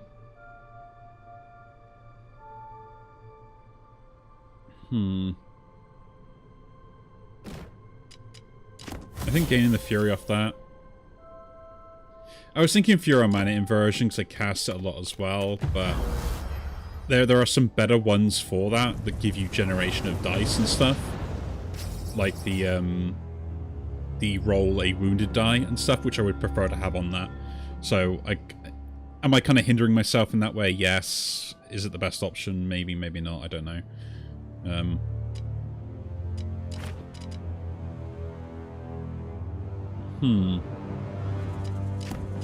I don't like any of these. I'm re-rolling. I can't get 3. Deal double damage on full health. I'm defensive, so that's terrible. I think we take the choices and then we'll lose 7 max life here. Do not like this. I got hindered by that so much. I mean, technically that's kind of fine for my build. Actually. I get free potion. Nah, not potion for an item choice. We'll lose a 7 life here. Yeah, it makes sense in the long run. The thing is, like, hindsight's 20/20, and like putting this in there probably is better immediately. And this is the sort of the fringe cases of like, okay, what's more effective for you in like setting up and stuff. Now, what are we gonna do? Do I want to put the undertow in?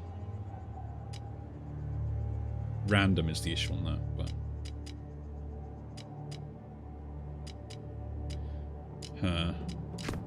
Okay, so where are we going? Do we do double elites?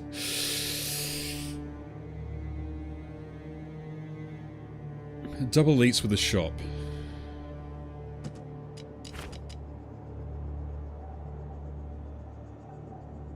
I mean, I really should go for the elites. I'll have to change the build around for this one to see what we get. If we do get the Jin, then we're fine. If we don't get the Jin, then we're kind of, probably still not bad. Yeah, I was thinking that as well. My more worry was on the idea of, like how much value am I going to get out of it?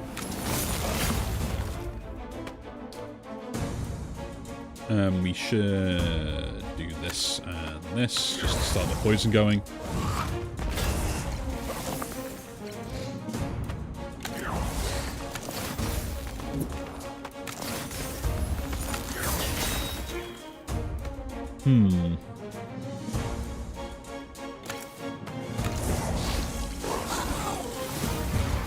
Utility spells are bad, got it.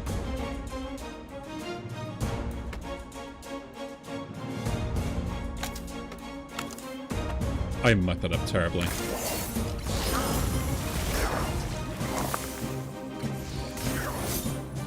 And the question is, can they avoid poison on this or not?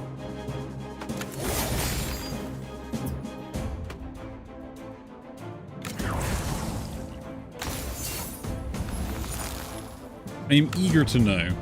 You can avoid poison.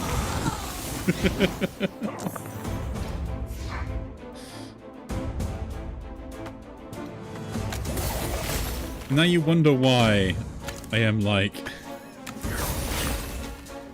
very confused sometimes.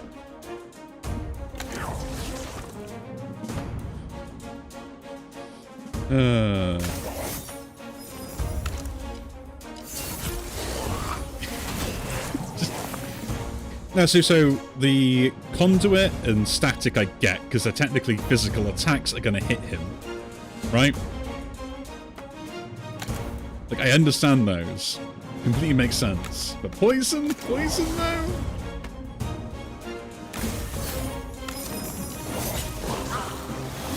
Poison's not an attack.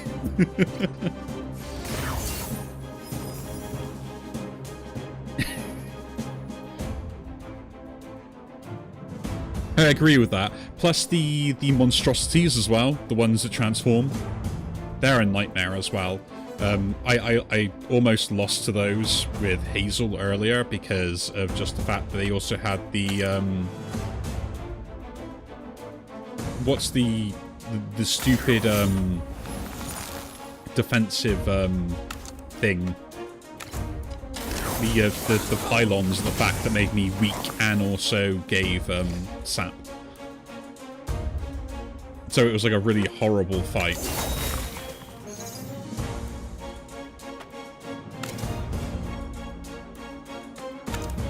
Like, there wasn't really much I could do about it.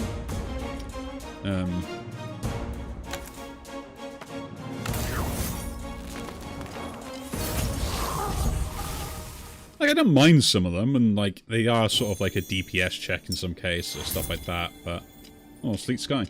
I generally can't, like. It does give me flexibility in the build if you want to go there.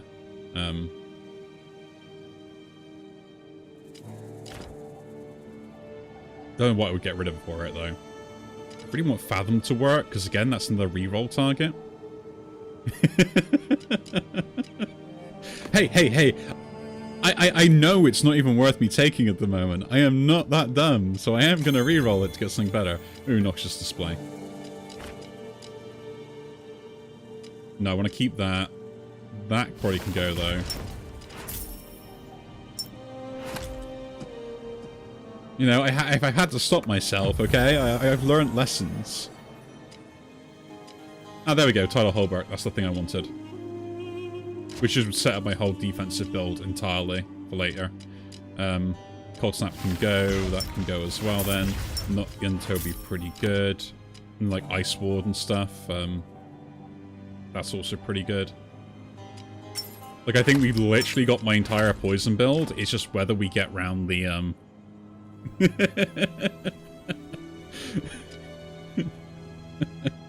Of course it does. It's a really good spell. Plus this upgrade is brilliant. Or even this upgrade is brilliant. So, defensively I'm all set up.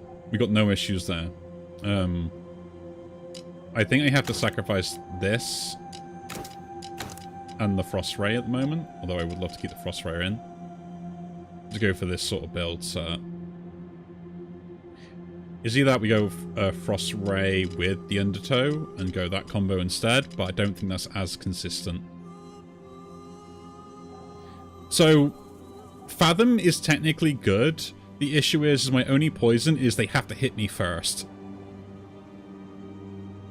So even if I do get this, and I can use ones, which I'm seeing getting a lot of, which will be great, they have to hit me before I can actually get any value out of this. Maybe. I don't know. It's targetable, so it is technically better, but I don't know. If I don't get ones, I'm a nightmare, but I should get ones, right? On a reroll, yeah? So that's kind of why I'm avoiding it right now, and even with the Impale, I'm thinking like this, but maybe you are right. Maybe you are right to put it in immediately.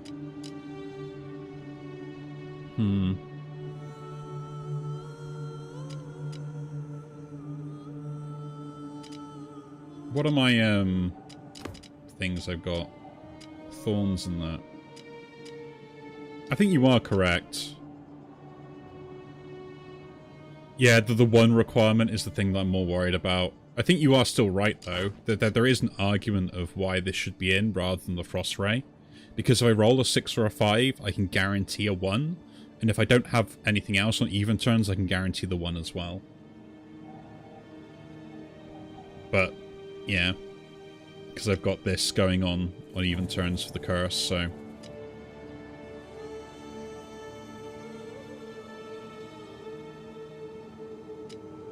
If I roll a 6, yeah. Eh.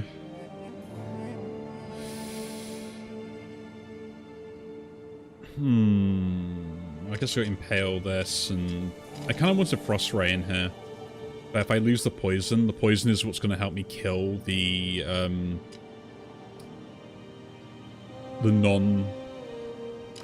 sort of other ones as well. Okay.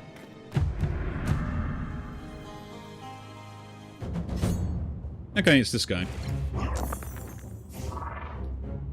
This guy indeed.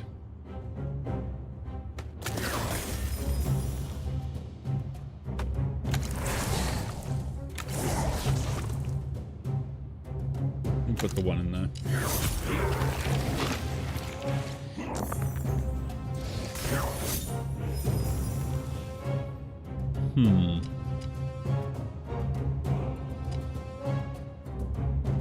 So that's my curse, which we can mitigate.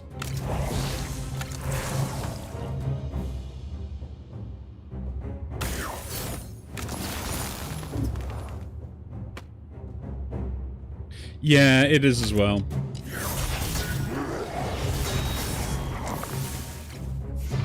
The issue is this thing, like, but not much I can really do about it. We'll just have to deal with it. And hope for the best, really.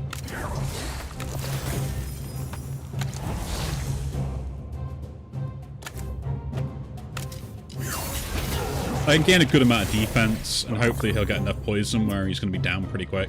Like, the 2 hits is the main thing for this.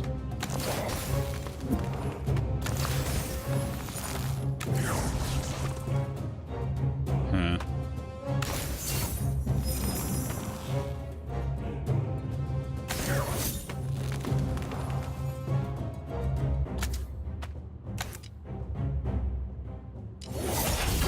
Never mind. Guess we're done for. I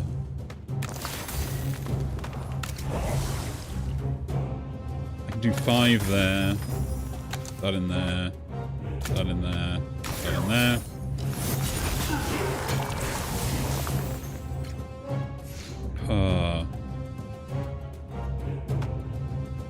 This is why I can't have nice things.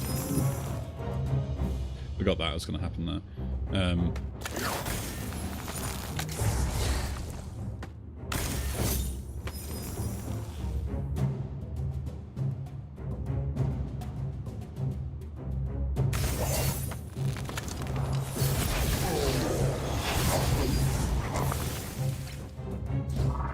Okay, 30 armor is what we've got to get. We do not care about anything else. This will set me up for later for the next turn. 2 5s go in there. Flip that die. Not quite 30. Now I get 35 armor, and the guy dies to poison.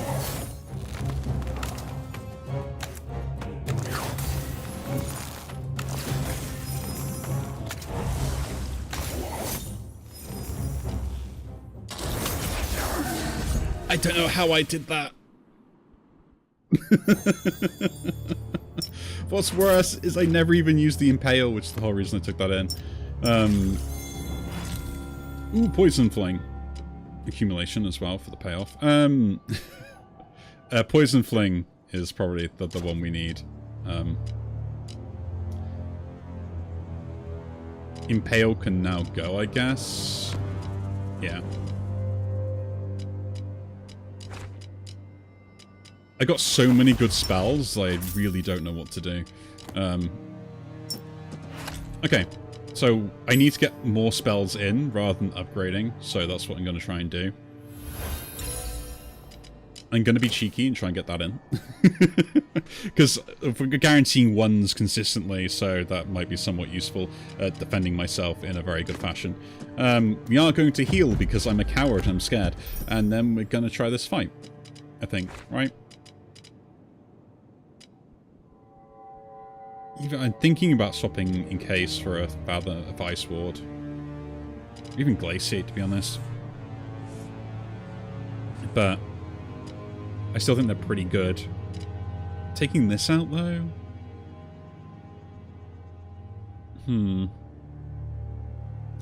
Not for the moment. Not for the moment. And then, yeah, we'll go for this for the relic.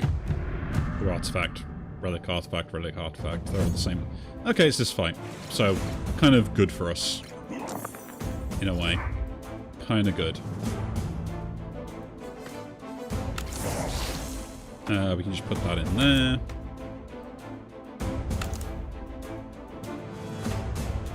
Flip that over, get the poison.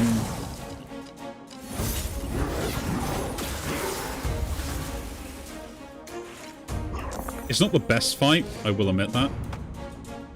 This is why I love this.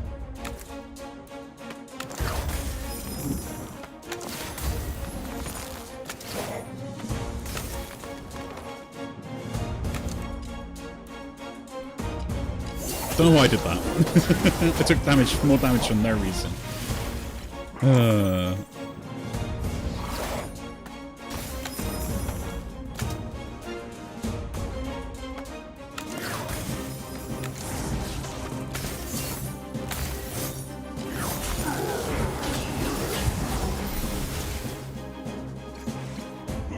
Yeah, I'm thinking of disenchant the Frost Ray. The thing is I kind of still like the idea of it. I think that's my brain doing dumb things again.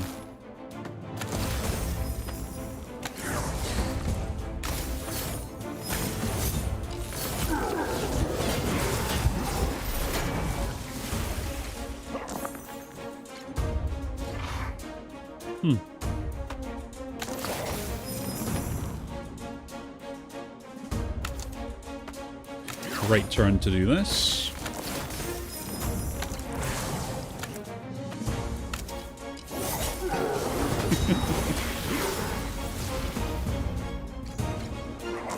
Oh yeah, there's so many good potions I could have. I think for now though we are in a good spot just to sit back, relax, and watch people die by hitting me. Like they should learn that this is not a good idea.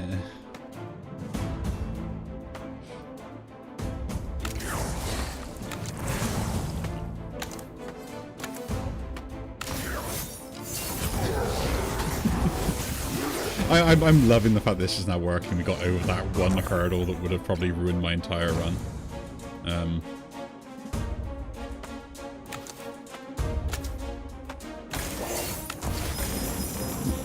Not great for this, but...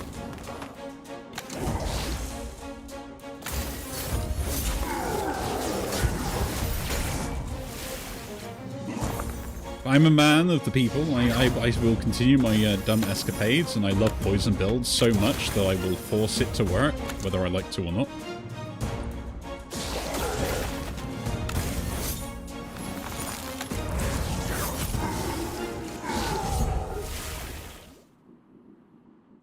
I also do need to double check on my cake at some point.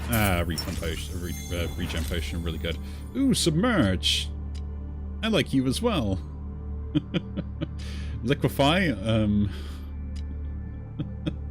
it's just kind of funny, because why would you ever need more than, like, 4 charges?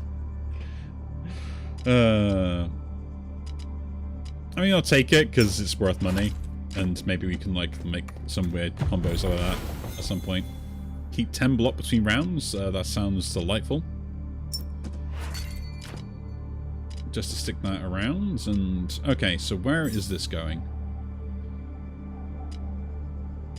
getting more poison that way would be kind of nice. I think we should need to upgrade this to make sure we have that delay block, like, really stick in.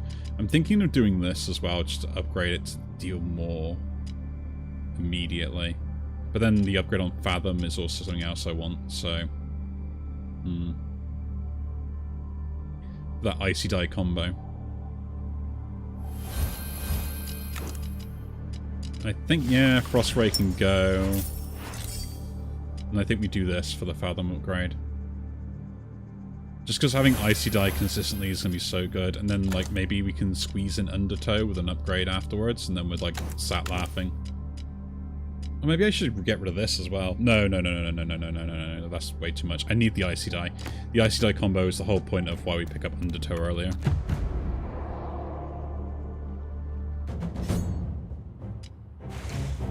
This will probably take more than 5 turns, so we're just going to drink this potion immediately. And then, yeah.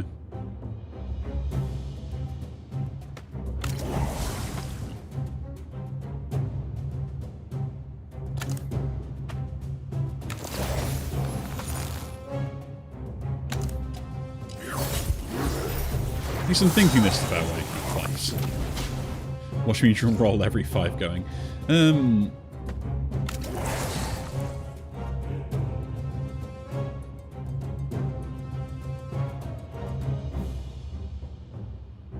Single target boss. Even if it isn't with the hands, like, once I get enough Toxic Skin and, like, Tidal Holbrook sets up, like, there isn't much that they can really do about it.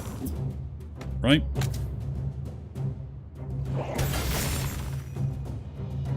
Like, even if they wanted to, just, there is no,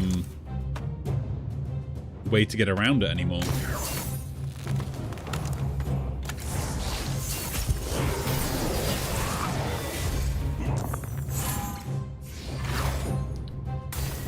Like, I don't think the hands can keep up with my defense as such.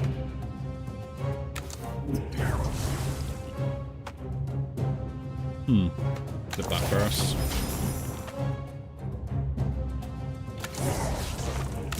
Fathom. Mind you, this is kind of fun. This is the first time I've actually used Fathom in a build. Oh yeah, this guy does the same thing I had before. It's so silly. Guess we're just going to target you then because of that. Oh, he doesn't have poison then. I feel slighted by that. Yeah, then get more there. But that's why I like the Glaciate, because it's just like that return on investment is just really good. We do need to up our poison though.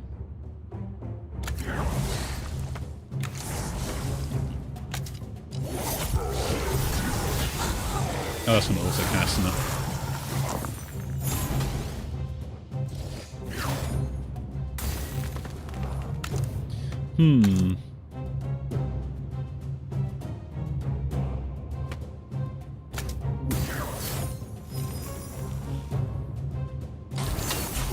This guy's the worst, though.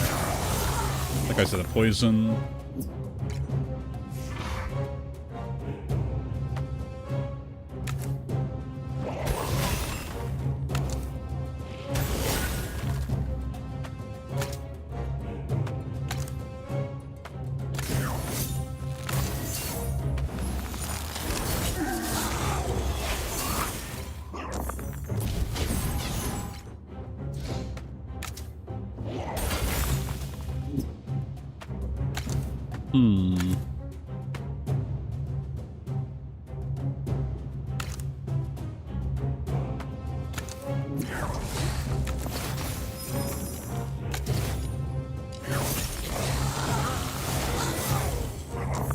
That got faded. It's like cast.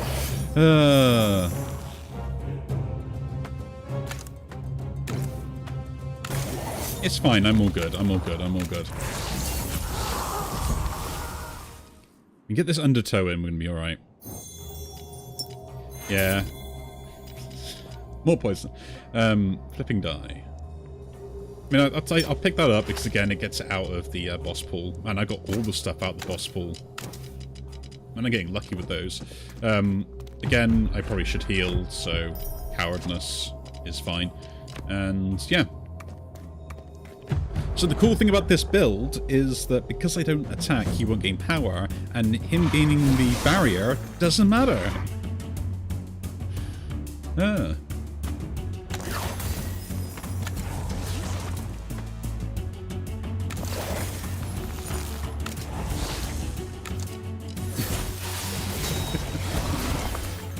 So yeah, I think we're okay here. Yeah, have all the defense in the world, my friend. It is fine. I do not worry about any of that. I will get my icy die though, which I can't use for anything else.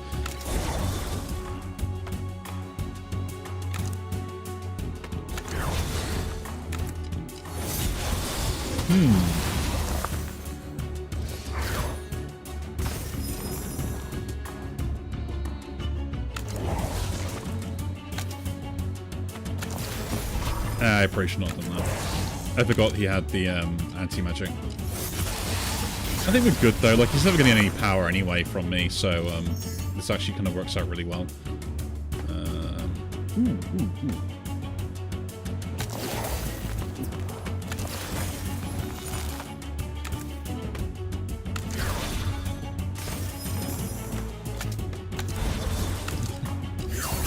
Let me be super defensive.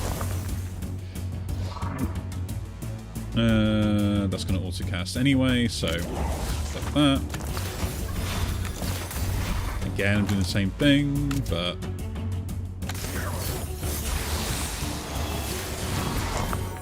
I gotta pay attention. I gotta play safe, you know. I should play safer.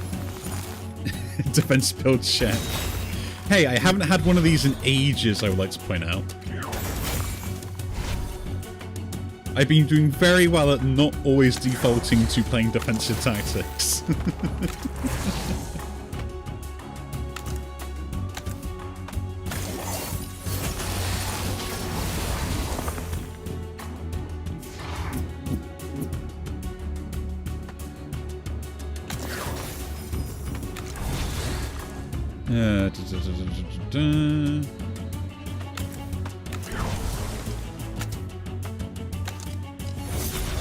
It is awkward because, like, I don't know if he clears the poison, actually. I've not come across that because I've never had a chance to play this build like this, so this will be a first as well.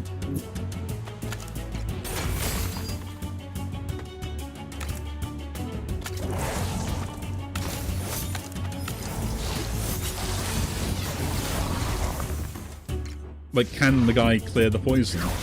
Interesting question.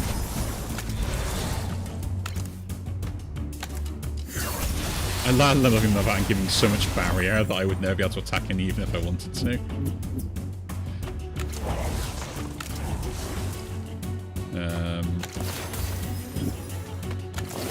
That was a terrible idea.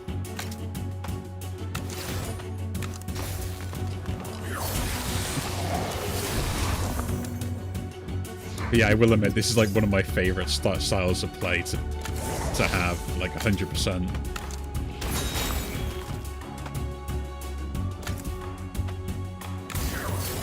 Like, hands down. It's just so cool. Oh, he does keep all the poison. Nice. Don't worry, guys. The worry is over.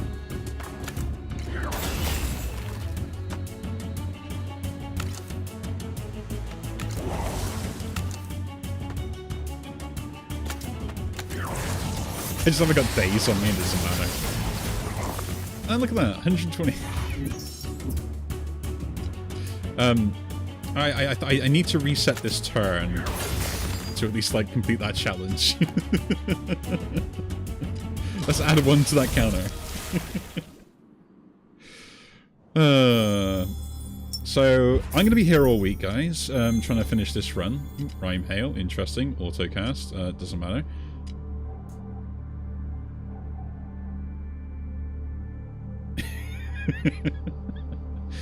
Well, I mean, we've got focus toxins, so Yes, all the poison can get applied to one guy, and I can pass it round.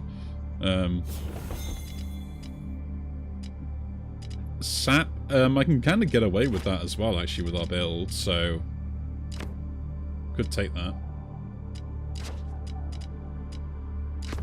Yeah, I think that's fine. Doesn't affect anything else. Splitting a die could be also interesting, but I've been having issues with setting that up. I'll pick up the focus toxin. Why not? Liquefy can go. May not use focus toxin, but it could be interesting if we get a certain, like this guy actually. This precise guy. Yeah, it still hurts in the first few turns, but I can plan around the seashell and set that up to trigger immediately, and like with the whole 10 block consistently, like I think I should be okay, and I'd rather do it that way than have to worry about it other ways. Plus the extra die is just so good, like that will pay for itself on the dice. We'll take that clumsy there, I think. I don't want to take another 30 damage.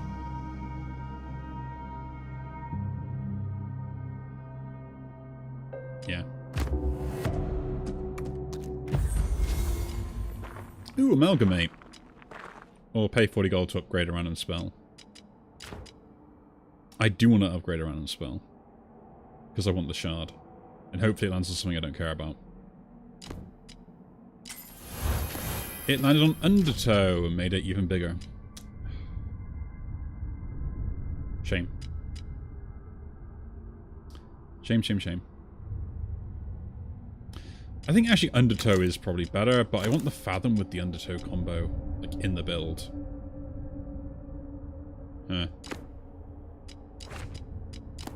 Anyway. Where are we going? Where are we going? Where are we going?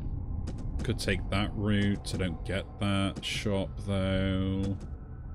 Go this route and get the shop, or go for the double and the shop. I think the elites for this area are pretty doable. I think the only bad one would be the diminishing presence guy. But even then, like, I think like I can get enough defense, and the Azor doesn't get diminished because it doesn't have any stuff. Yeah. It is bad, but I think it's still doable. Because, like, once I get enough poison, like, it's just gonna stack up anyway.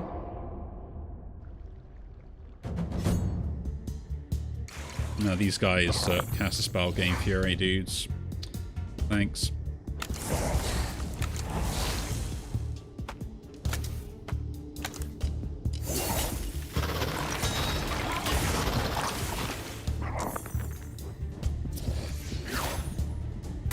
Yeah, I don't think you guys are going to do very much to me overall.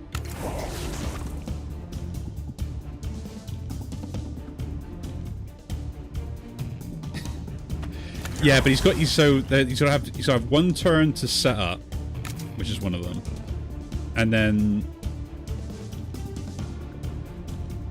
yeah, there's no point doing that.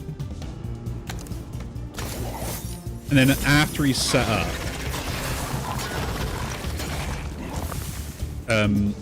I should at least have at least 4, in theory, poison barrier. So that's what I'm going to plan around.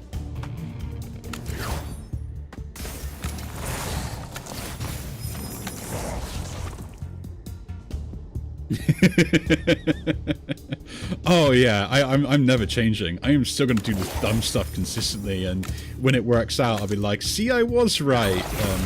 And all of you are going to be like, this guy's an idiot. But also, it's kind of like limit testing, right? I just want to see, like, oh, am I able to get around this? Is this a bit of a problem or not, right?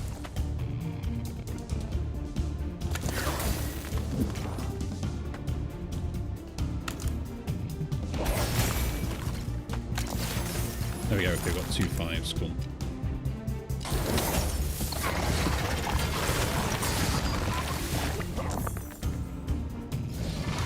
And I think that's like the best case scenario, to just double check stuff and figure out, okay, can I get away with this? Is this good? Like, if I had no choice but to face this, can I still make it work?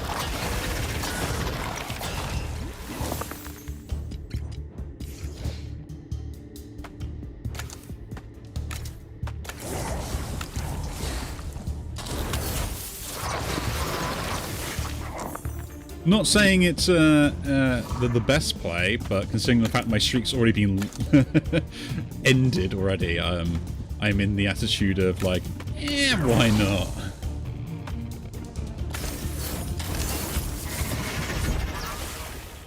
I think that's like some of the things where it's just like, yeah, at some point you got to take a risk and find out like what your weakest style of play is.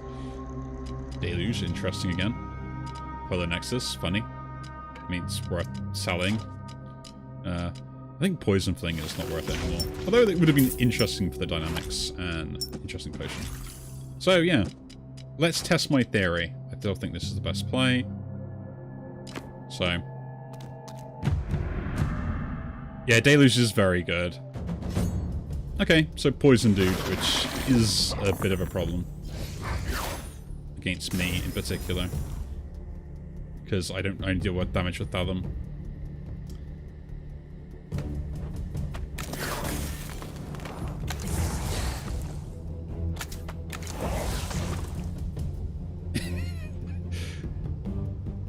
Yeah, I really miss Body Slam, man. Like, the way that you could get that to work and everything else, like, why am I not allowed to get it to work anymore in the way I would like to?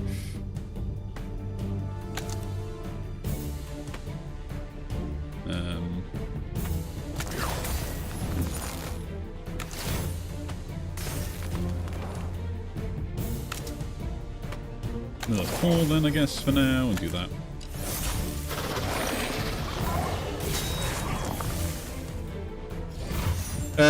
Undertow is going to be better, just for, like, the Icy die. Deluge would be better if I just go for, like, massive gains, which is kind of also the other way we're going as well. So I think it's a toss-up between the two. I don't think anything is worse than the other, but it's an interesting debate, I would say, for which is the better of the two.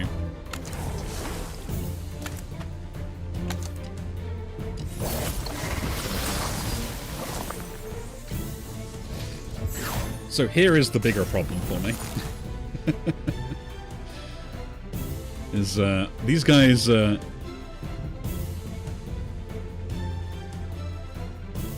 yeah, kind of part of me wished I put them in, or one of them in the build now, but it would have been so bad against the other dude that I was kind of happy I didn't.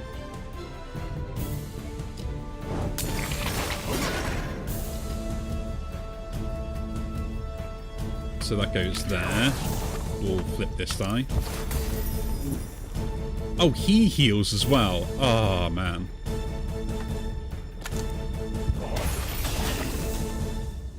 Did not expect that to happen.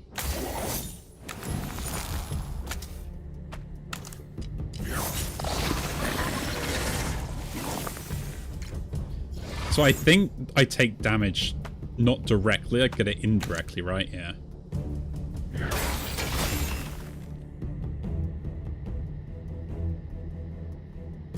Very weird, very, very weird.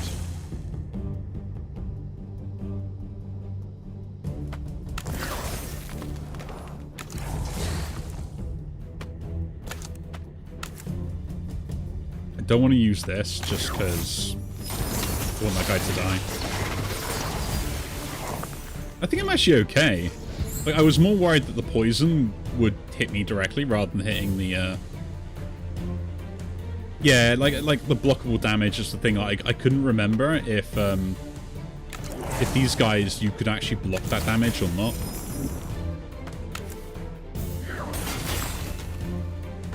So I have now realized, which means I can focus on stacking poison up a little bit more than what I was doing earlier.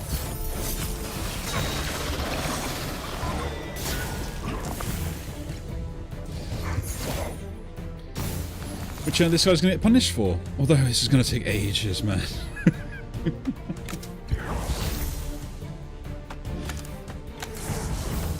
I made the joke I'm going to be here all week, but still, man. I think I might be.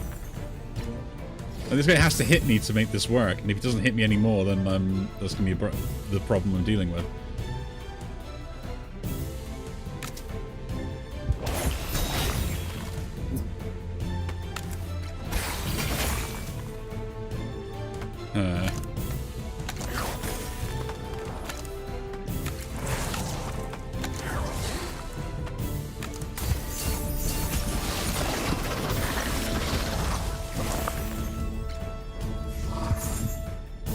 Finally. That, go in there, let that die, have your blood money.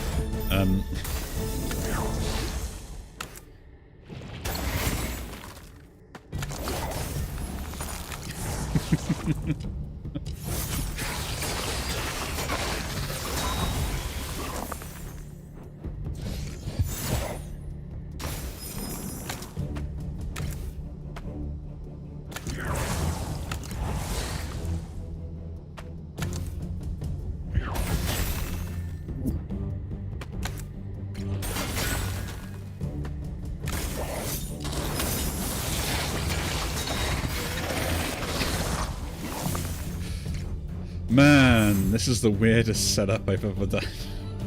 And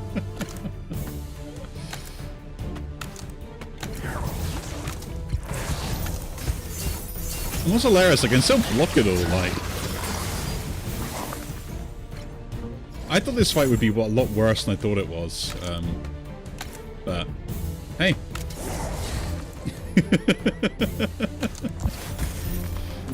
I know, right?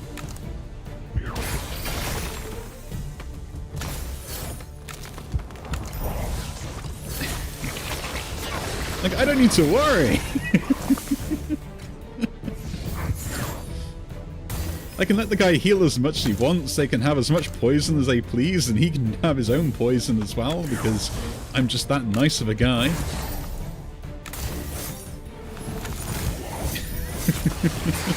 I get 30 block just from my delay block.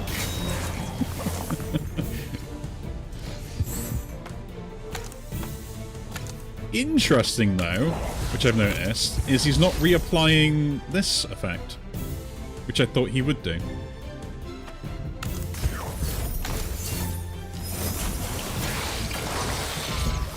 It's a small thing, but yeah, he seems to only apply it twice, so there is a limitation on that. The more you know. Oh, toxic knowledge.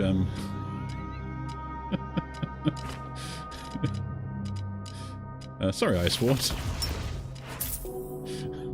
we're gonna have all the blue spells. Yeah, so Undertow I think is the payoff one to have in here. The Deluge is interesting, and I do like the idea of it, because like we only have a lot of damage anyway, and we can get more charges, which also could be slightly better. So there is that. But we needed to upgrade that. This is just already upgraded that anyway, so it's consistent. I'm wondering on the scaling wise, like which would be better. Now, my question here is do I want the shop, or would I rather have that? I think we go shop because I get 2 artifacts there, so lose 2 spells, choose gain artifact, take 13 damage to have that, lose my seashell, no, to gain a rune.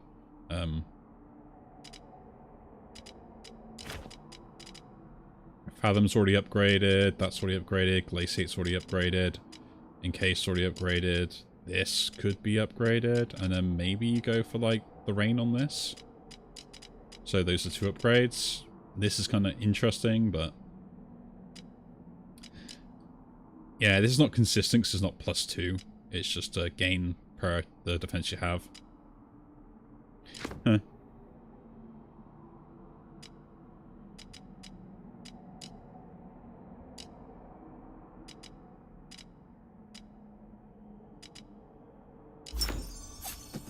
I'll take the damage for a shard. And give that the bonus of just having that trigger immediately. I could go for the rain. There was a debate on going for the rain. I completely agree on that being like a valid choice. I just feel like with the autocast on this, that's fine. Oh, it's this guy, so as long as I don't give him the things he wants, we should be okay. Put this. Begin the triggers, and put that in there.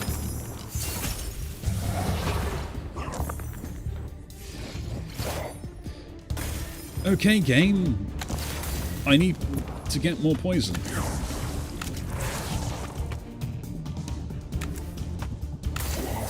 No, there's a reason to put ones in this, because technically it will trigger this twice with a delay block.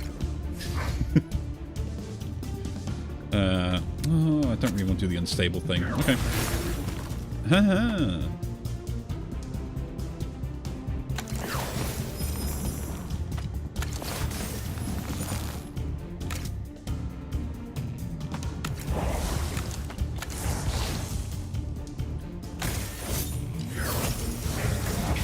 This is actually going to be like ramping up so much. I just realized how much is actually going to ramp up.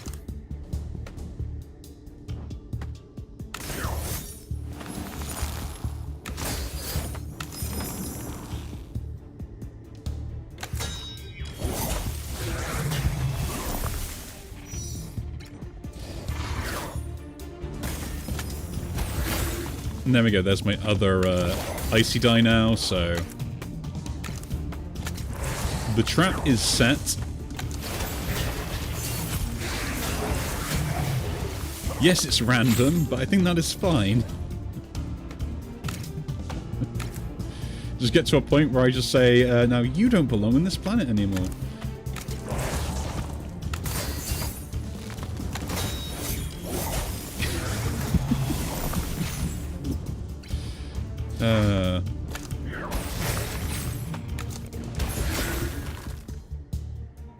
Gotta love the stuff I come up with half the time. Roll that, roll that.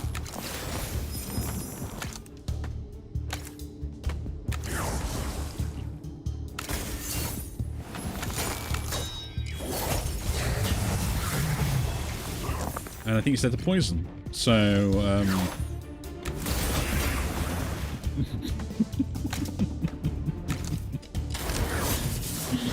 someone mentioned about having burst on this, right?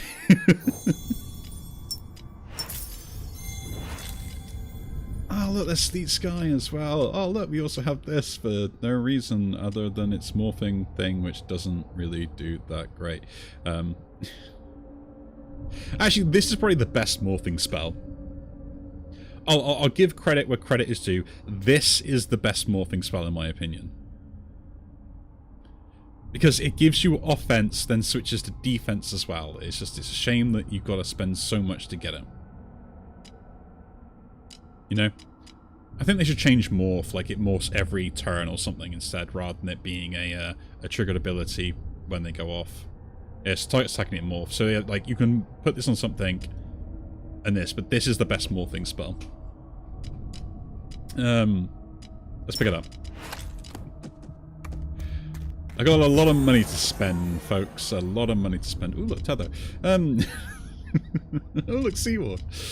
What are we going for? You know what? I roll a lot of stuff. Let's take that potion. I think that's fine. Lowest die becomes neither die. Every 6 rolled. Gain block, apply rupture. That seems great, because I think that also stacks with poison, if I am correct. Which would be kind of cool. Molly's Bindle would be terrible for the idea of what we want, just because it will ruin my style of play. Carl's Memory will help out with some AoE. And then, okay guys, Water Vortex. That. Focus Toxin, low yielding cool. Toxic Knowledge. Deluge can go as well, I guess. And buy a third one. Turn 3, gain Hailstorm. Shop price. I'll take the 4, roll, lose, countdown. Yeah, cool. Good shot. I spent a lot of money there. And you can have rain.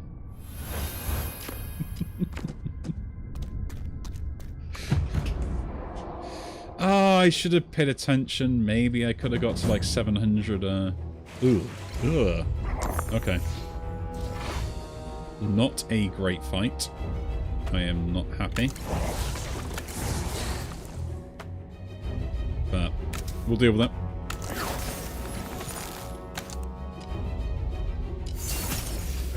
Paul's memory will do its work. Gotta remember that.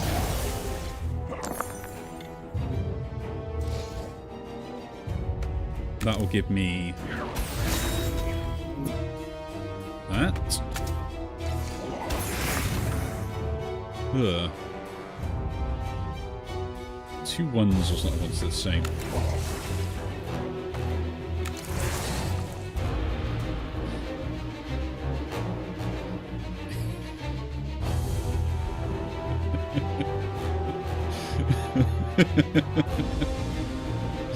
I know.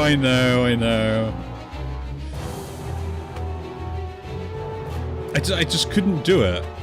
I saw the spells and I was like, technically speaking, I am wrong if I try to attempt to turn around and take this, so I learnt my lesson.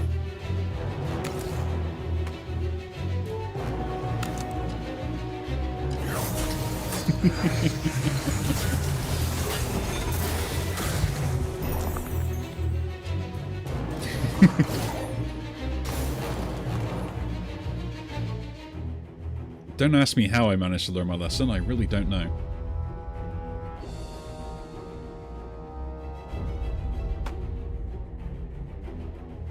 I really want to get this guy gone. Like, this is the problem here, and it's such a terrible thing. No,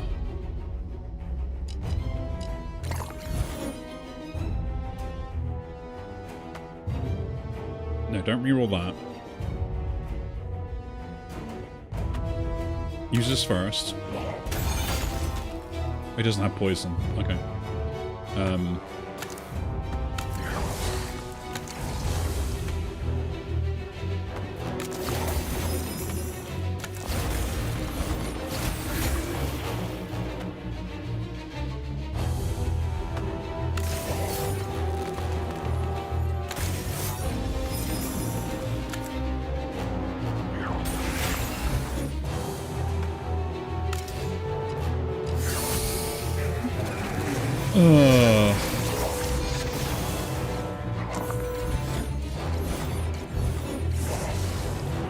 These are the real struggles. But now we're alright though.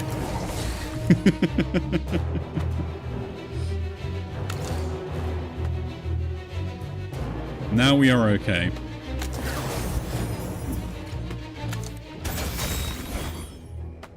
Huh.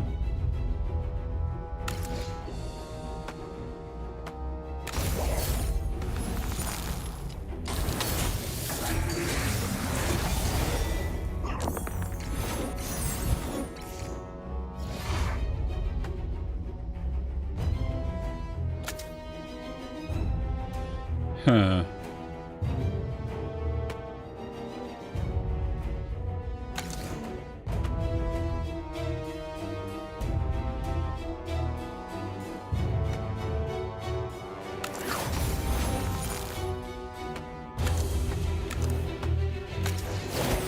Oof. As a 50-50. My brain was like, okay, like, what I gotta do to try and survive this, that's taking too much damage, and that's what it was.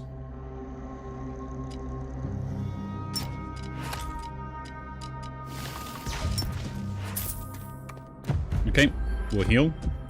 And boss battle time.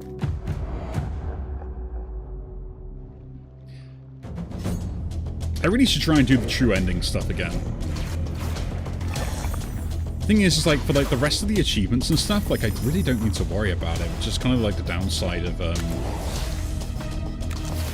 true ending, right? It's the fact that you do so much to get to there, and it's like not actually kind of worth it.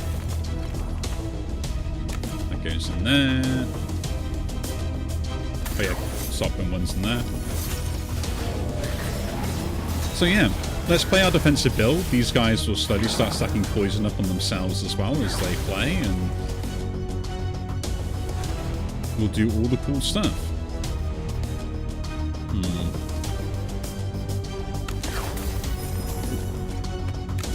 You got poison on. Yay. That begins. That goes in there. I can go in there, do the 20 damage to something. Okay. So I guess the game is, and like, how much can I, like, set up? That's going to trigger without that anyway, so don't need to worry about that. Check that at you. Nice.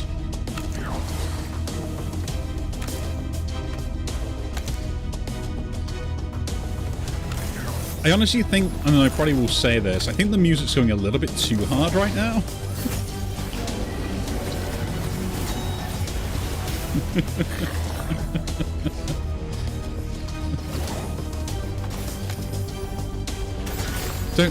Don't you all agree on that?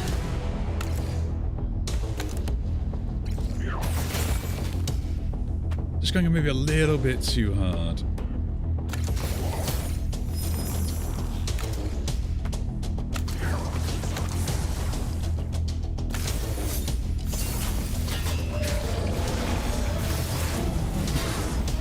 Like, also as well, you think like Carl's memory was actually a good pickup because it's still going to help out so much and just keeping these guys from like scaling too much.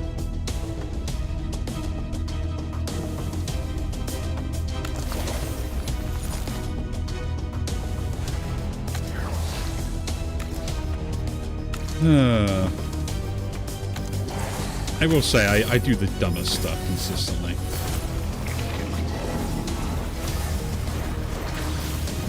How much block will this get?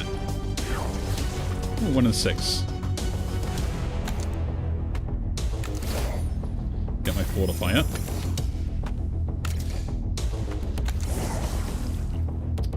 Fine. I don't think this is random either. It's hitting all the things that I generally want it to hit, like, consistently. Yeah.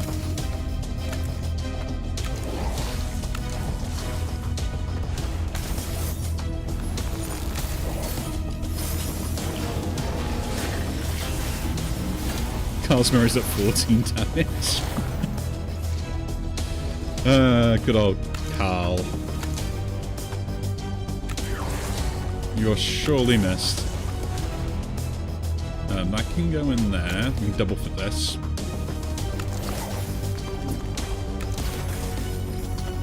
That.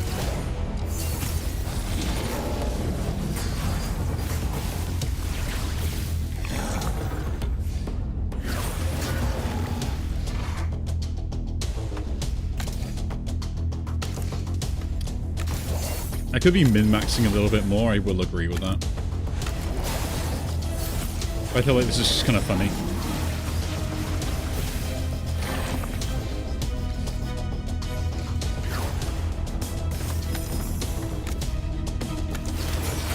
Ah, shame.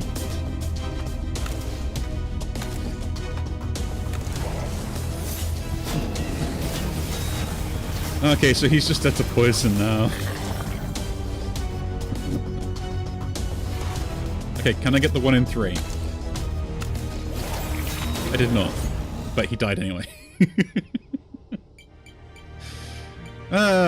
Yay, I gotta do a poison build. I'm so happy about that.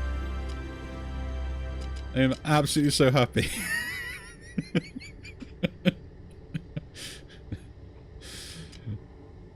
Hey, careful with your bingo cards, guys. Careful with the bingo cards. Okay, let's jump into Azar. Let's even get Dice Destruction build going.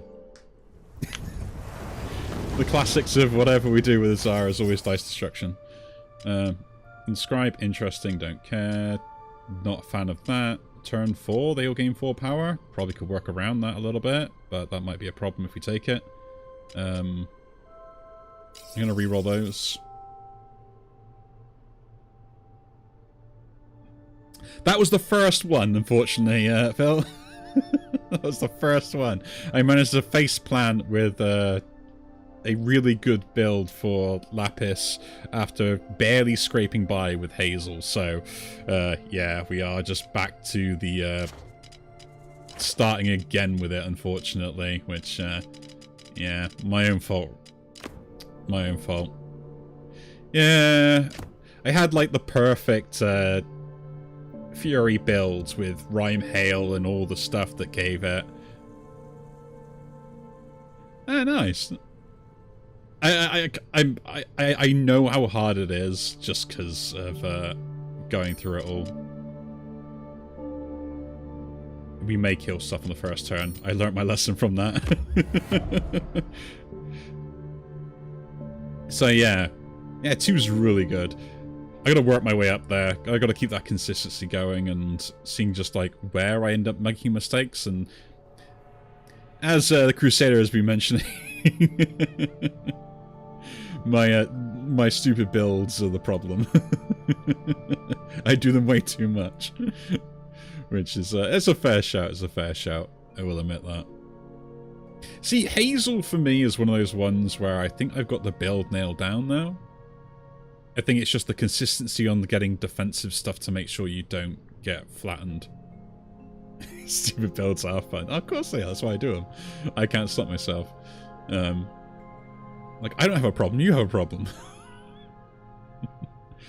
Man, I really wanted that in a shop, but I don't have the choice. So I guess we are going this way, and we'll take the shop before here. Just so I can... go there and get that afterwards. And we'll go this way first. We can always backtrack if we need to, because we go anyway after that.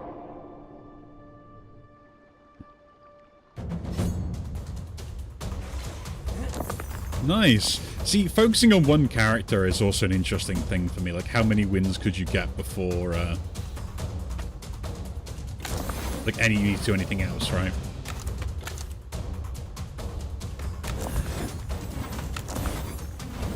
I probably should sit down and have a look at that as well. Okay, that and that's done. That and that and that. Not quite the kill, but... Like, it's like going through just, like, the lower descents and stuff. Like, I had, like... Have I done a 3 in a row? Wiseman, how you doing, man? Nice to see you. But yeah, we'll see what we can do here. Ooh, Kindle for that potentiality of, like, stupid infinite combos. Like, do I actually have, like, a streak with descents? I wish I could filter these. A streak at all with my descent stuff at any point. Yeah, this is when I was trying it so much and I was just going through runs trying to get it to work. But never really could. Nope, that didn't count. So yeah, I got a streak of 1. What are you talking about? For my descent 13s.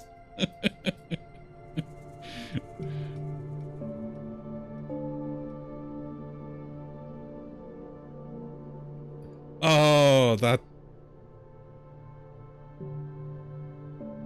Yeah, I can imagine. I can imagine if you get that Riptide with... It's kind of sad to think the fact that the best way to use Riptide is with a different character. That happens a lot more often than we probably give it credit for. Yeah, he does rolls a lot of dice. Ooh. I'll lose max life for the artifact here. Actually, that works out kind of okay. Kind of anti-synergy with my style of play, though. Don't need to upgrade anything just yet, because we've got no dark dice destruction, so we'll leave it. Yep. Yeah, because you think I roll like 9 dice a turn consistently, plus then the 3 from the originals. That's 12 dice just rolling. Oh, no, sorry. Over-exaggerated. It's 6 plus 3, so 9 dice per turn. Which, yeah, is a lot of dice. A lot of dice. That's not including if you get the other stuff back as well.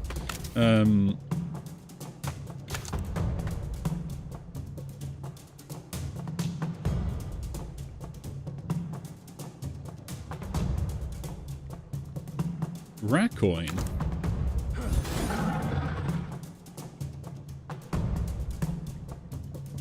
Don't know. Haven't heard of that.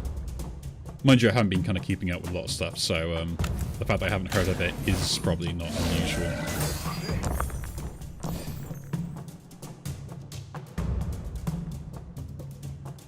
Bear with me. I will have a little look. I mean, if it's interesting enough, I'll always try something else out. I'm keen on interesting on random mechanics and all that stuff. And I've got to go back to my quick look series as well, because I've been a bit lax on that.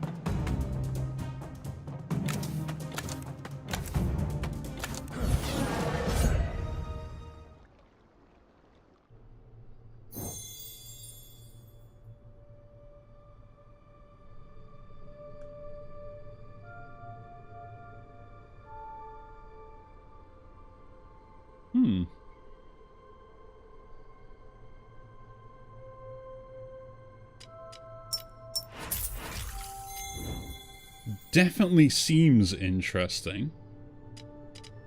Now we've got Split, Chaos Bolts.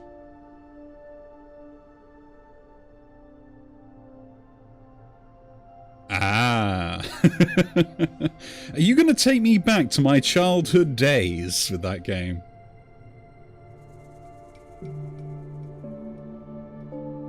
Yeah, the stylization looks interesting enough.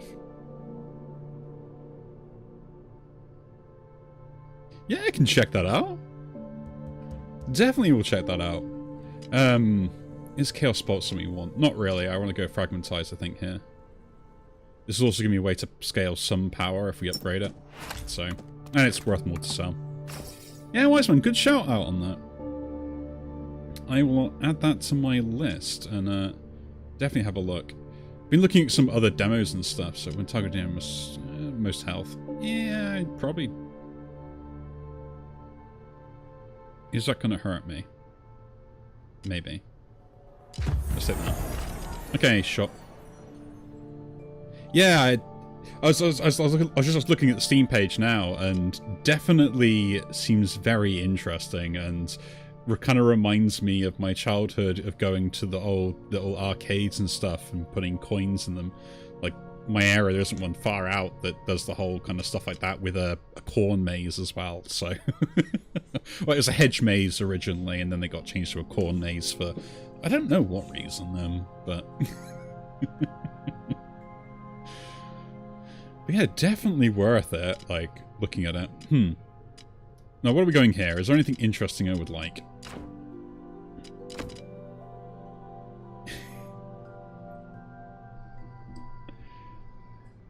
I try and keep it up as much as I can. Like I said, like, life gets in the way, and I said all this stuff like this is just me just trying to chill out and relax. Like, at the moment, I've got a cake that is cooling, which is actually pretty cold now, on my side, which went for an orange chocolate cake, so I fancy just baking something, which was... we're going to see how that goes, and I'll probably take some of that into work to share around, and probably throw some of my neighbours, because I can't eat like a whole cake to myself. That would be very unhealthy.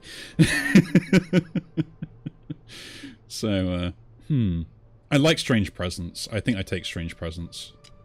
Like, it's also a payoff for 2s as well. I mean, I would like this as also, because I kind of like defensive builds that kind of go in that route, and Banefire seems always interesting. I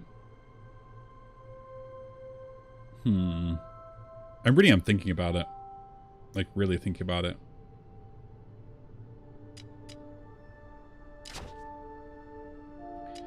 No, I don't have the defense, so I'll take the Strange Presence. I'm going to regret that later, because I'm going to guarantee you I will see the one thing I would like to see that can go in there. We'll swap that over. Ooh, shard upgrade.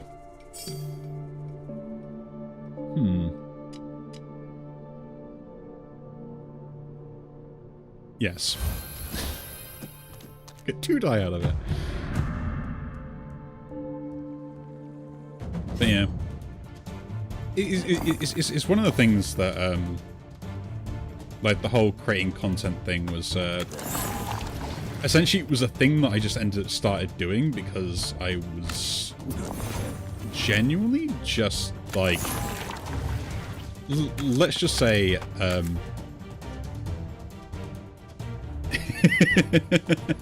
feels like that. I was like, what are you doing? That's diabolical. I'm like, yeah, but this is like clearly the best.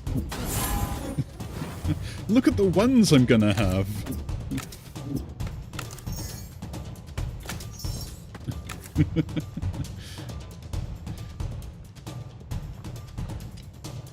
I'm definitely worth trying this out.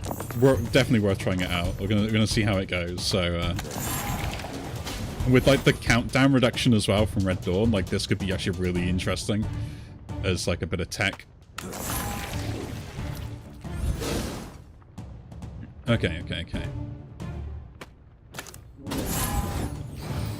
Man, this actually might be a very weirdish build here. Because I can guarantee lots of ones very consistently. But yeah, like the whole reason I kind of started this channel in the first place was the fact that I just kind of wanted a place to play my games as such, right? Because, I mean, let's be honest, the modern world doesn't like gamers in the nicest way possible, really. They're very anti-us in many of cases. Which I don't really know why, because like a lot of businesses require us to actually play the games and do everything else as well to actually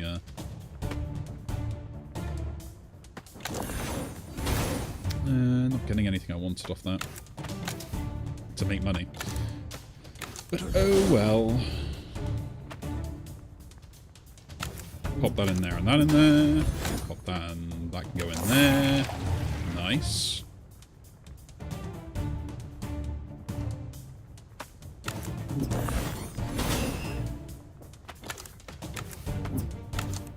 Cool. Man, this is going to make me have to do so much maths and thinking in my brain with just having, like, 2 of these vexing die. Like, I'm totally going to muck it up at some point. Sun Shield, Convalescence, Searing Heat. I think Searing Heat has that. I mean, a good example of it at the moment is the game, Pragmata, which...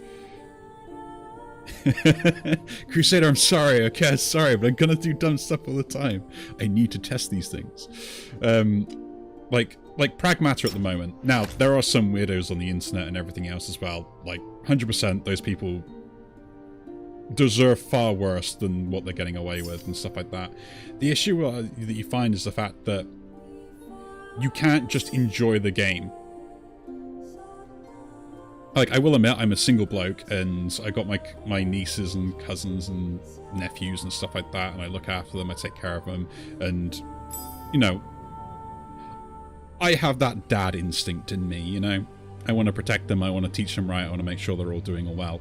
And it's kind of... yeah, it's going to be very cool. And I think it's an absolute brilliant game. For just like what it's trying to do. Do we want to do this? I think we do want to do this. I mean, I would like to do this as well, because like having some power would be useful, but...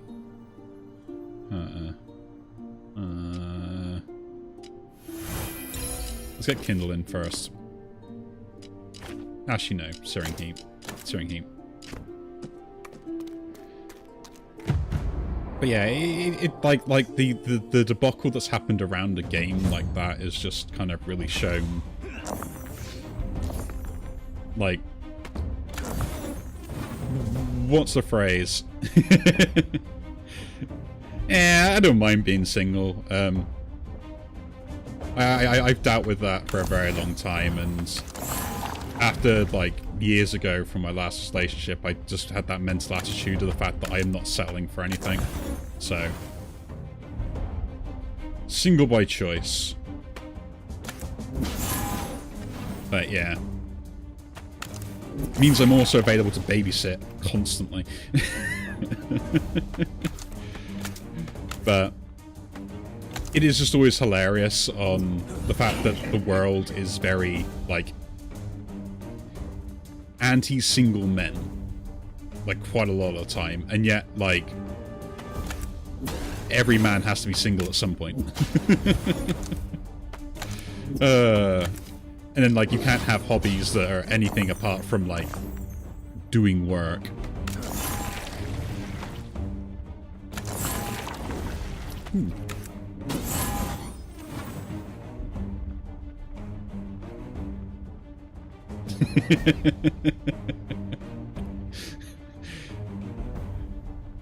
Don't worry, you've already had the experience. That's pretty much all it is. It's basically what was it? It's my brain just malfunctioned at that point. It's a Dad Space game, just without the horror aspect.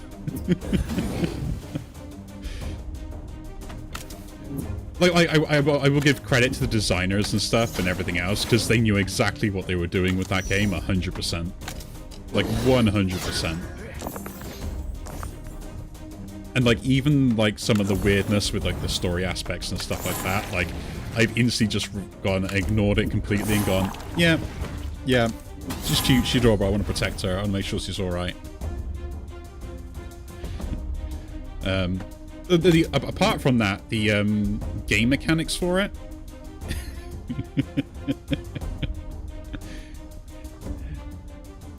Yeah, definitely it is a Sony Dad game. Made by Capcom. It is kind of an action shooter, but I wouldn't really put it down to like an action shooter in that way. I put it more down to like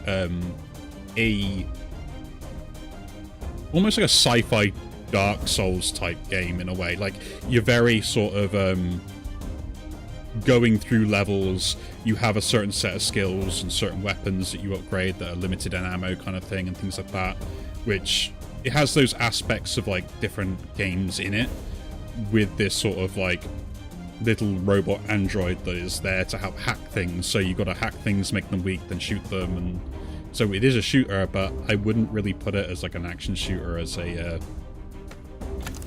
way of sort of like describing it in a way. Like it has shooting in it. Don't know if you can get away with describing it as that.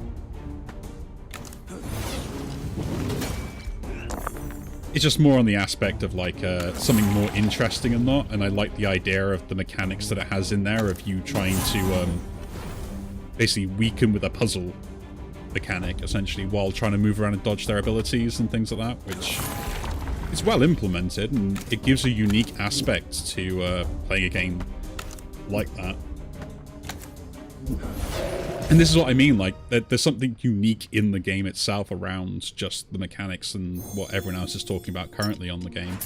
Like, I think it's a subtle difference of just the linking of that weakening an enemy through hacking and then being offensive with the shooter and stuff like that.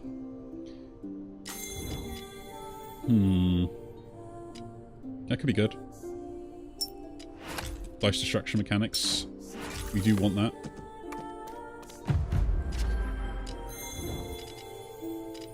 Fickle barrier as well.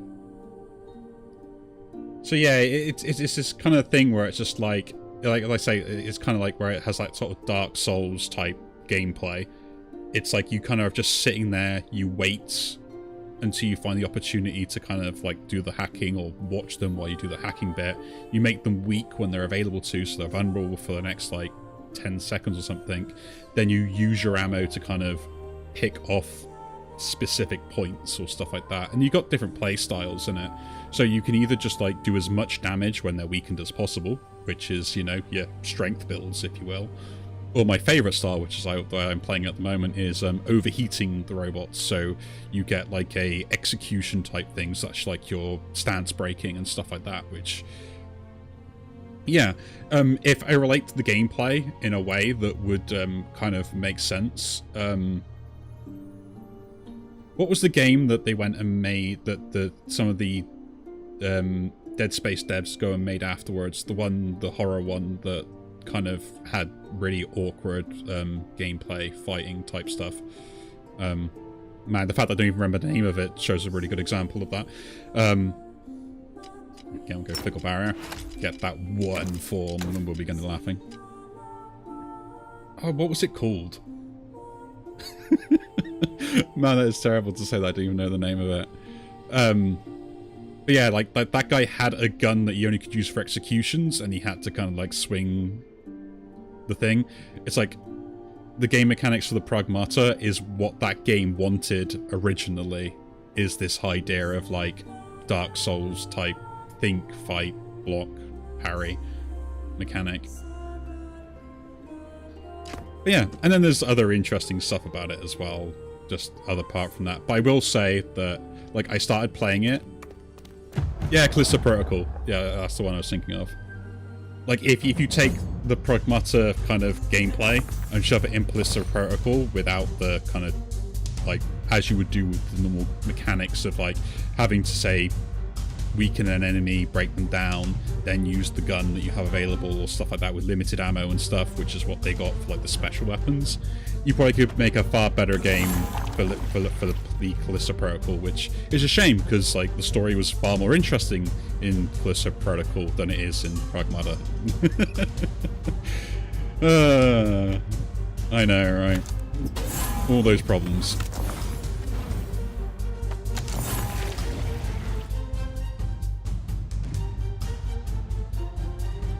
It's things like that that I end up, like, nitpicking on and going through, and I think it's worth, like, kind of, like, finding out why something probably didn't take off as much as it should have done. Especially when it gets a fan following and you just see it go, oh, there was a game I remember playing that I just haven't seen in ages. Let's get some defense.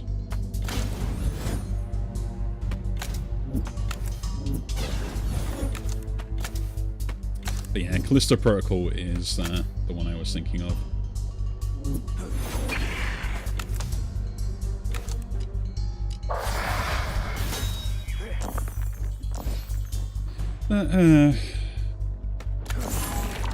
Games are meant to be played, folks.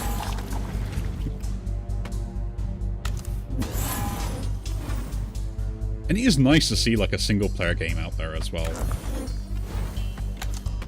You know.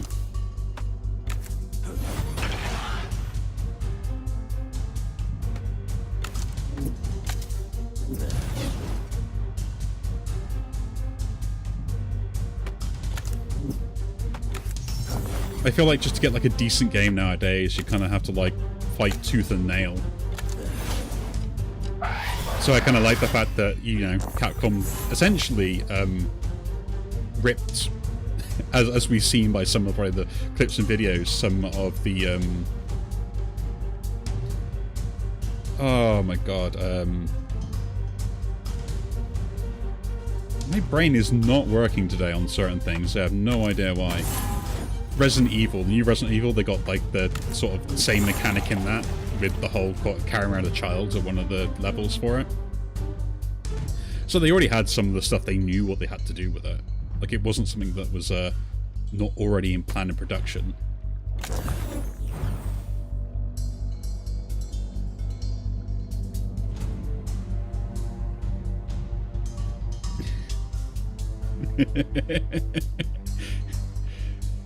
Games are meant to be played and enjoyed. Like, I've been annoyed with it for so long that, like, you have investors and everything else as well telling, like, actual gamers on what is good and what is bad. Like, come on, like, really? And then what's worse is studios want to argue with their own consumer base on why a game is good.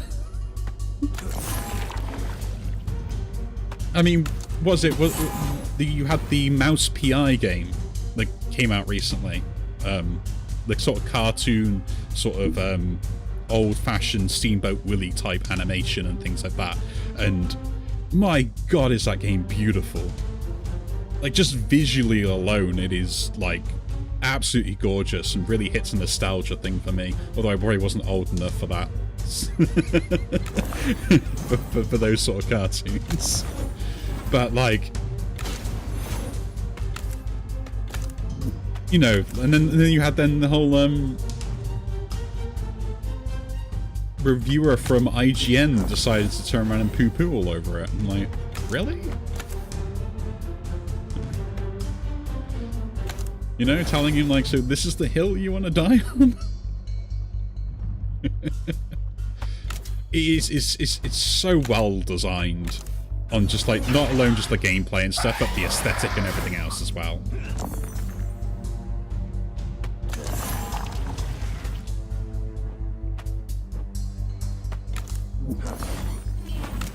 And that's what I mean, it's just like, so a lot of game studios, when they first came out and stuff and they started doing things, there was this sort of, like,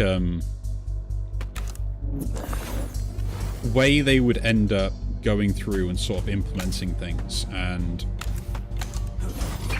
normally what you'd end up doing is you'd make smaller games and do smaller amount of work to then save up enough money, essentially, to then basically invest in a, like, really sort of, like, big production and stuff like that. And the thing is this is where we're finding a lot of indie studios now just, like, doing so well, because they focus on something very simple, very basic, and they do it very well. So even if you don't like, say, the rest of the game or the genre it goes in or stuff like that, you can appreciate the mechanic and the designs of it as well, which just adds to the idea that the game is just good. You know? Like for us in Britain, we have a phrase that it's not everyone's cup of tea, and you know, we're obsessed with tea. Good old classic cuppa and everything else as well, but we know it's not for everyone. Man, more dice destruction. I don't have a spell that actually destroys dice or anything else. I will reroll these though. Still didn't get it. Autocast though.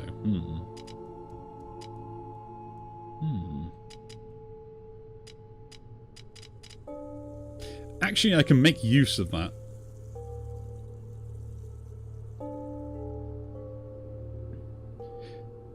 Oh, I definitely, like, being able to squeeze out as much you possibly can from just one core design philosophy is, like, the pinnacle of why games are so good. I mean, we literally have entire characters that revolve around one game mechanic that have been icons for literally the past 20, 30 years. Probably even more in some cases, depending on the release date of them.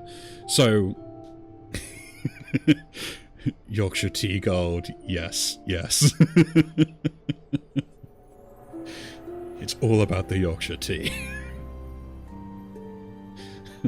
Not sponsored. But the other thing as well is the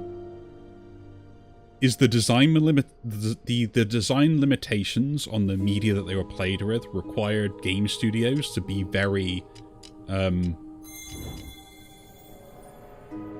targeting on what they wanted to do. They had to think about the things they were doing. So I would love to take this, but I'm going to reroll. I would like to get... Oh, that will do. Fine. Perfect. Detonation is brilliant. And I guess we'll take this spell? No. Just take this one. Turn 1. Can get away with that. Also, I'll get a spell from it. Or... I'll take the drought here. I'll take the drought. So, like, having design limitations in the things they were trying to do really helped them focus on what they were trying to achieve, and also then working around that, right? And I think that's something that has been, like, completely forgotten over time, is the fact that, yeah, like, if you want to do something, you don't have to try and include everything, you don't have to appeal to everyone, you just gotta do the thing you want to do.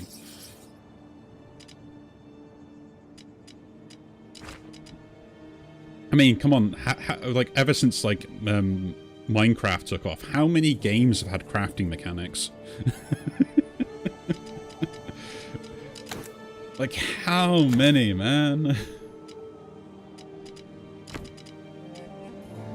Like, even now, I think I'm still getting releases where there are games that still have other crafting mechanics.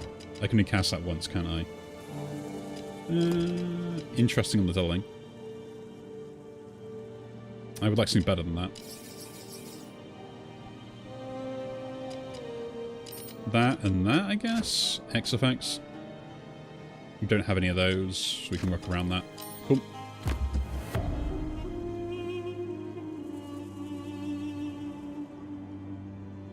And then, and this is one of the reasons, like, why I started doing, like, the quick look series and stuff like that, because even games that technically you could class as being bad games or stuff like that, there's always something you could pick up and learn from them, and sometimes even those games that are probably not amazing really have cool and unique features that can just show off, like, why we all end up playing games in the first place.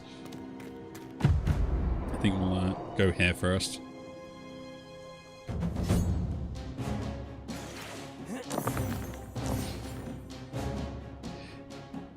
I haven't played it straight. It's on my wish list, and I've seen it on sale many a time, and I've just never really sat down and played it. I know, for shame, I feel terrible about that.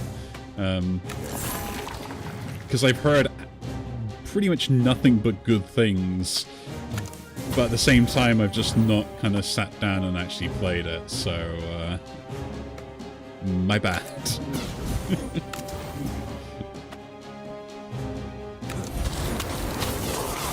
But yeah, I've got to look at that properly. I do have to probably look at that properly. Because it's something I'm interested in seeing, right? But I've like heard mixed things about it at the same time, and then like me trying to nitpick, as I've been saying before, is just like, yeah. I need to be fairer. Let's use the 3 here. That gives me a 2. Now we can generate some more die. Put that in there for more defense, so we don't need it. I'll have to check it out properly. I will have to check it out properly.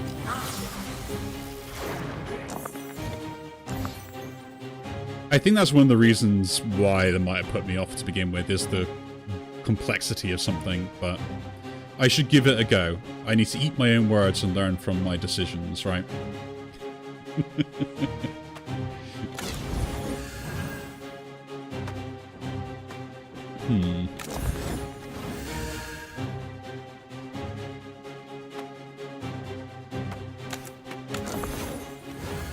So I will be fair about that.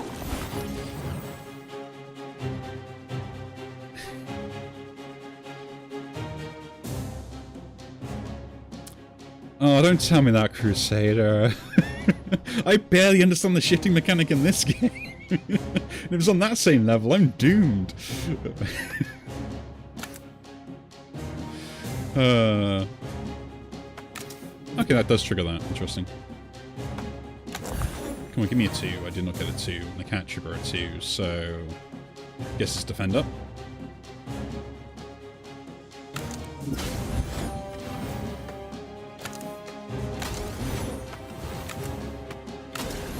Loving that I get this defense going. And that's the other thing, right? Is the fact that, like, having recommendation for games nowadays is so difficult because you have no idea, like, what someone is thinking when they like the game. Like, I mean, Crimson Desert is an amazing example right now with the fact that everyone kind of poo-pooed it at launch and stuff.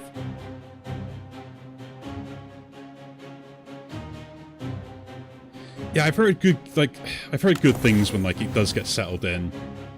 I've got to try it out properly. I'll be fair to that. Yeah, Crimson Desert was one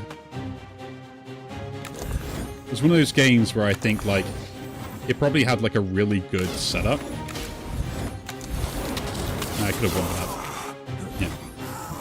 And, like, the premises, but, like, obviously it's poor design to begin with and everything else, but then they go and this is the fans, and suddenly, like, it gets back into somewhat, like, a playable and decent state, which... no, like, well done to those guys. I mean, we had CD Projekt Red do it with, Cyberpunk as well. Yeah, could do that. I guess I'll take it for now. I'm a little bit annoyed that we still have studios, though, that decide that the best opportunity for them to fix their game is to get people to play it first, so they sell it to everyone.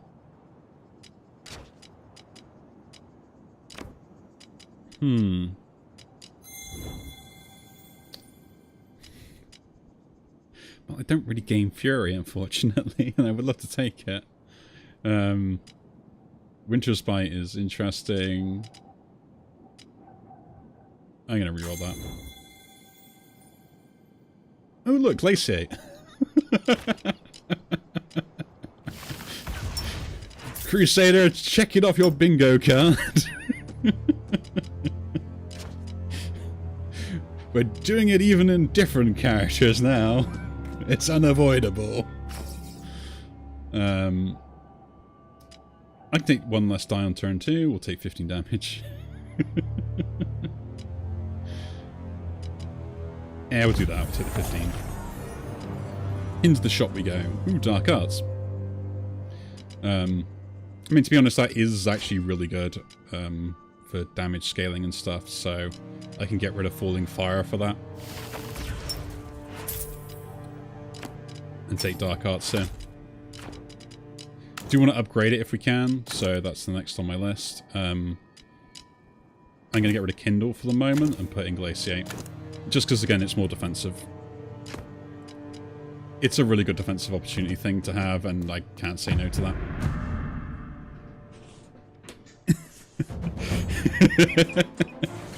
It's like, oh no, he's done it again. Someone stop him, that madman.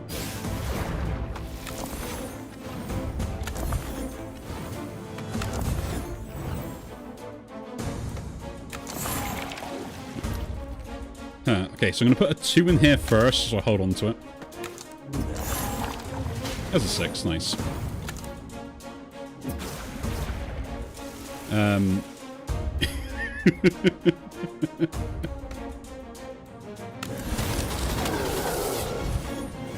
think I'll type it south.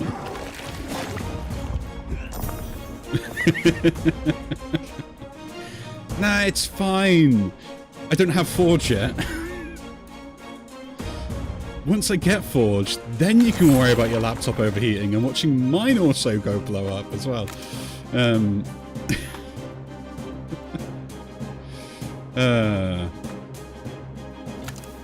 that in there.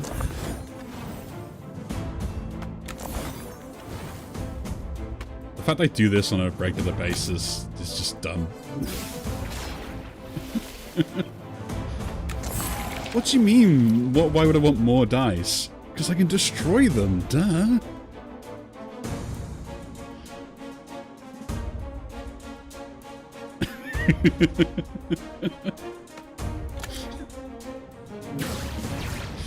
I can just see it now. There's a... Can't take it. I can just imagine now there's some sort of adoption agency where all the dice go that I've destroyed. Yeah, turn two. It's great. Wiles Blade Orb, hey? You'd be kind of cool if I didn't already have a better option. I had a potion to use, oh yeah.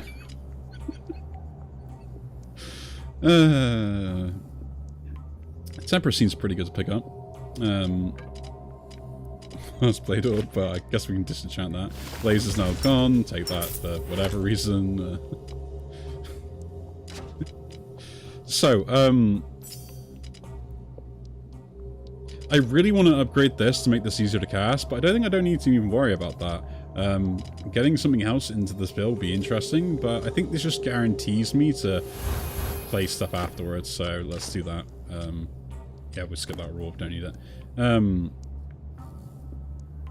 I have enough gold for a shop that could be interesting, and we got stuff I can sell, so shop again. Ooh, yeah, dice destruction. Ooh, a free power potion we could use that. Ooh, looks... No, we don't need sticks. I can hold myself back. I definitely can hold myself back. Okay, so Fragmentize is still kind of useful. Searing Heat we probably can get rid of, maybe. Phoenix Blast I don't care about. Wiles Blade Orb I don't care about. Kindle has some payoffs, so I want to keep that around for the moment.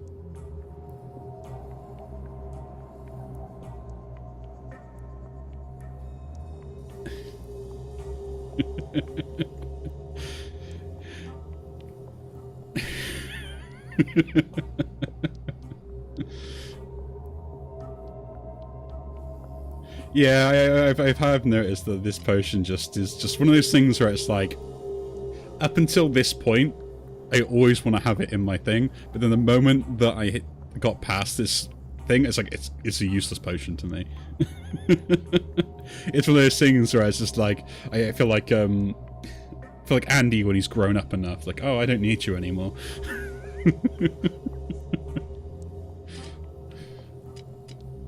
You know, and of course I just had the flex, right? Anyway, what are we getting here? Fury for block gain. Actually is kind of useful. Bolo? Interesting. I'm going to reroll these, although these kind of are interesting and stuff, I think.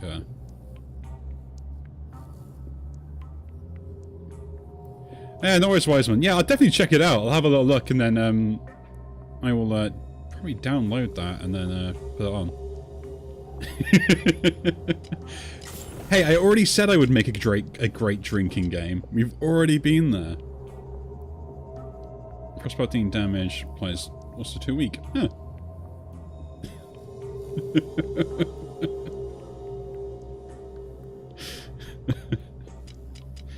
Hey, that's not my fault. Each turn. Yeah, we'll take that. An extra thing on there. Probably not amazing, but we'll deal with that. I will not be held responsible by your guys' poor decisions. The same way I don't hold you guys responsible for my poor decisions.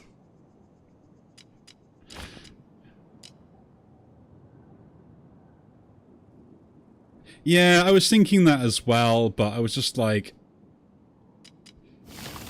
I wasn't too sure how it worked as well, was the other problem with that. My brain was thinking about...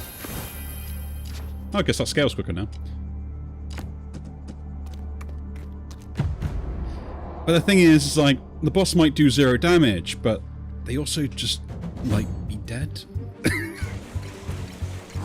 No, he's got Nullify. How dare you? You can't do that. That's not fair. That's against the rules.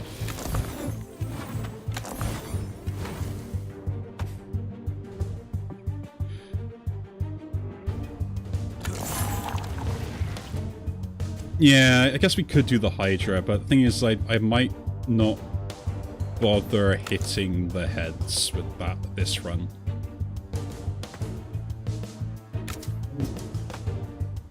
You know?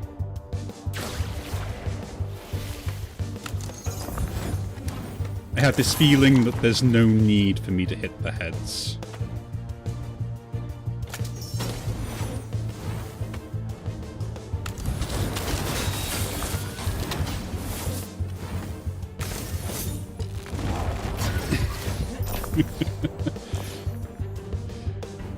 Don't know, call it a bit of instinct on that one, I think.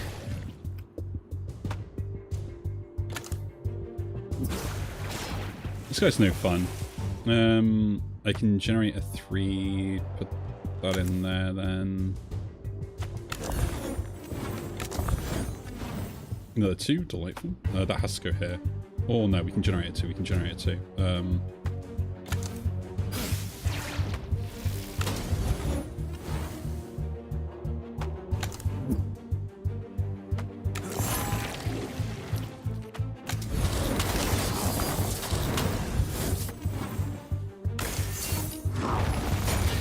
Slicing it is actually a nice pickup for this.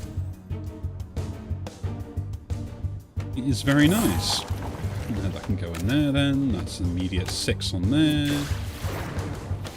Just give me a bunch of die now, really, is all I need. Goodbye.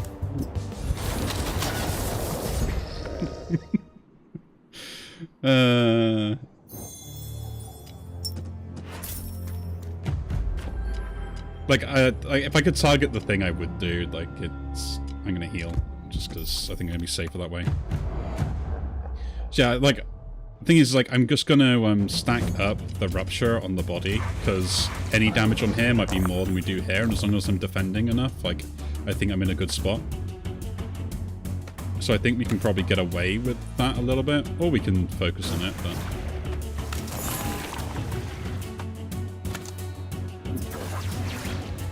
Put A1 in there. Roll. Roll. Nice. More 2s.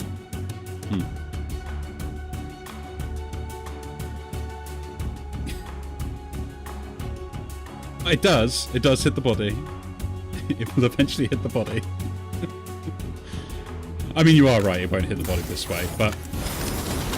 At the moment, I'm just doing that because I can stack up Dark Arts a lot better. And then we'll just go 1, 2, and 3.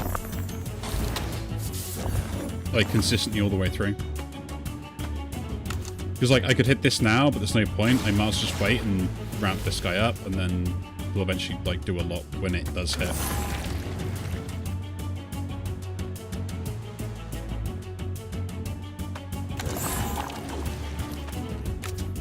Like, you're thinking small. Thinking small, yeah, see?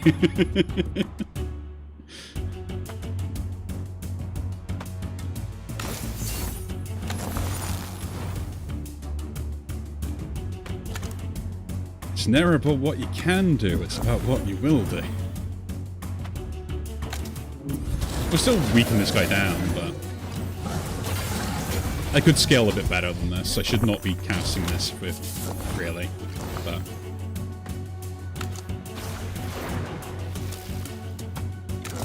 Because I could just gain the defense anyway and go from that, and that's fine there.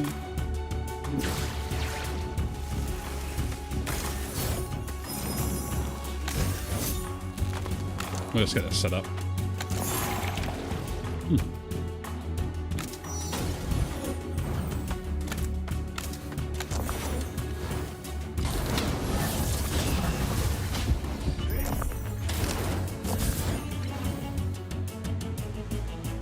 Because there is no point in rushing.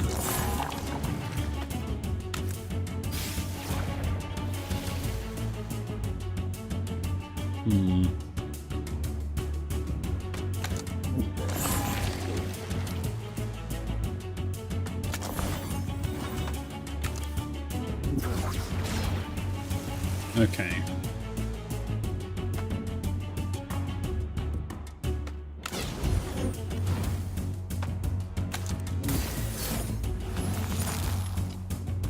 I take 1 from that, that's fine.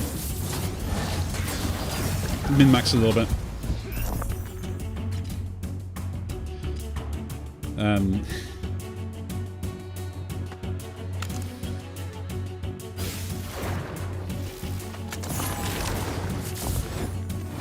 My 5 got destroyed, that's unfair.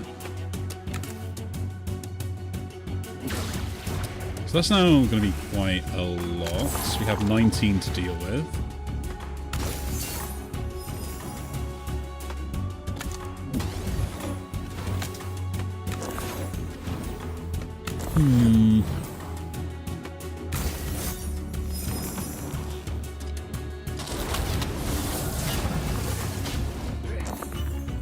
Okay. I think we might be ready.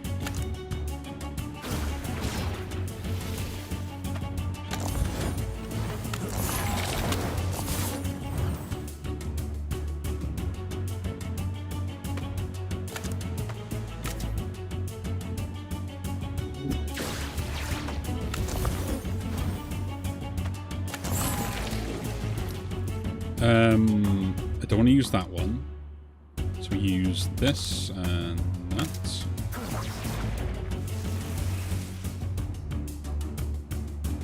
I can't pulse it.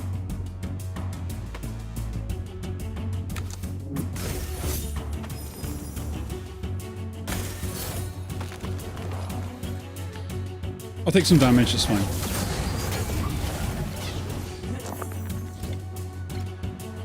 Slow and steady wins the race.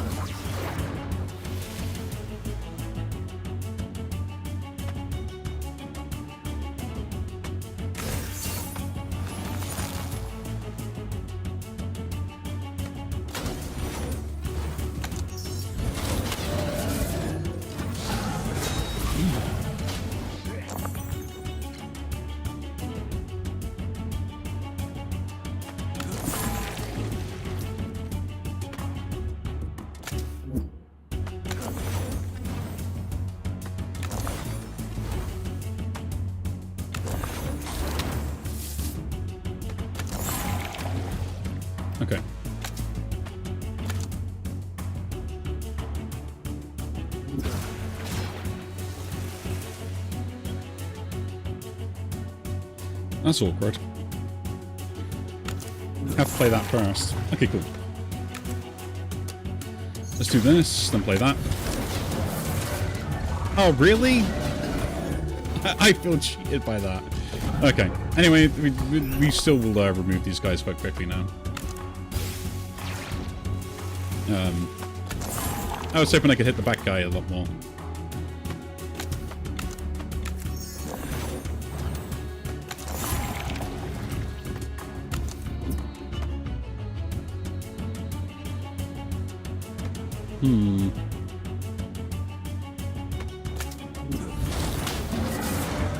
Oh, really? Huh.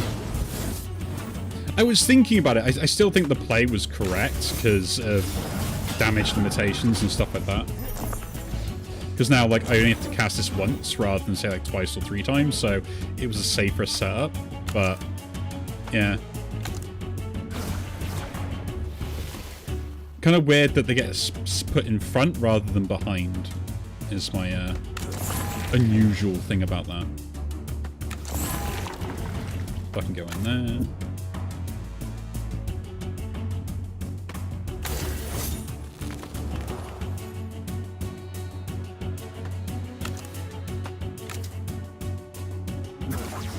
So, like, setting this up, I should get both of them. In theory.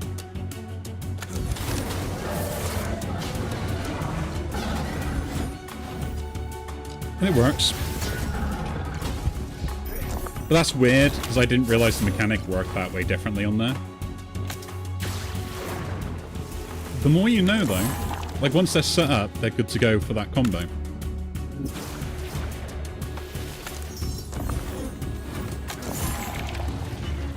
Ugh.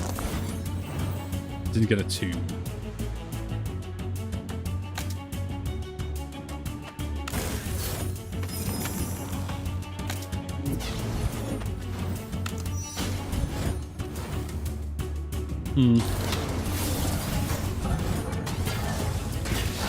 You're right, Crusader. You know more than me.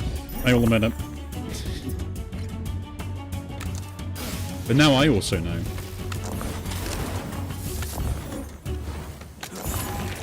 Okay. Don't put that in there yet. Yeah, I can use the Vamp Potion as well. And that's what I'm thinking here, just to kind of like save my face. So,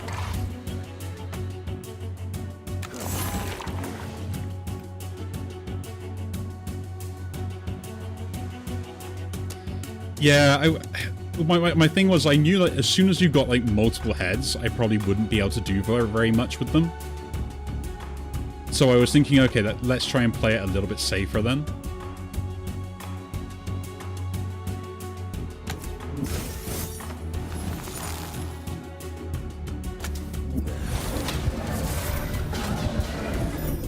And I think that was that turning point. So now this guy we should be able to take out anyway, and then that guy's done, so.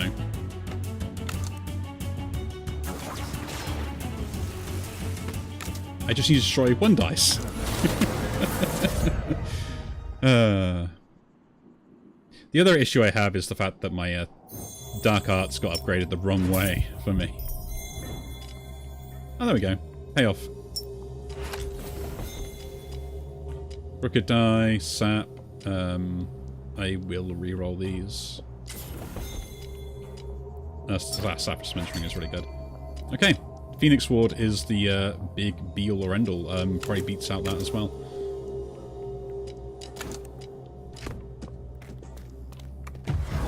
Not bad. He's only gone and got all the stuff he needed to.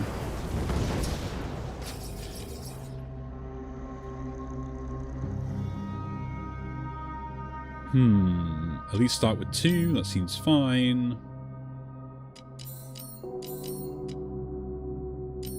Can they have revenge? Man, these are all really bad. I don't think anything will survive till turn 5, but bosses might.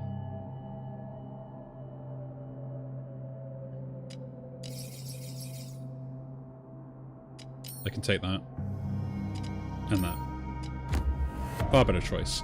Okay, where are we going? Where are we going? I would like an upgrade. If we can get it. So we want an elite fight. And a pretty good one to go is that way. We can maybe do other stuff. Ooh, Twin Rune. Loose Phoenix. I just got that. I ain't losing that. -2 spell charges. And then get him repeat. Nothing I really want with repeat on here, to be honest. Like, Fickle Barrier just stops me defending as much. Or does it? Yeah, it kind of does. So what? That would be 1 charge. Now, how many charges it got? It's got 4 or 1? 4. So it has 2 repeat? I guess, no, actually, that's just slightly better, isn't it?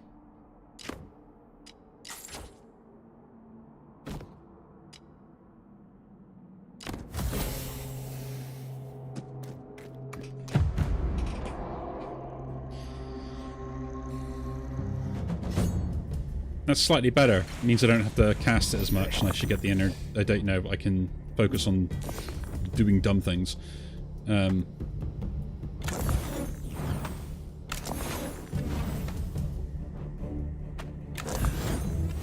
Lots of 1s, all that stuff.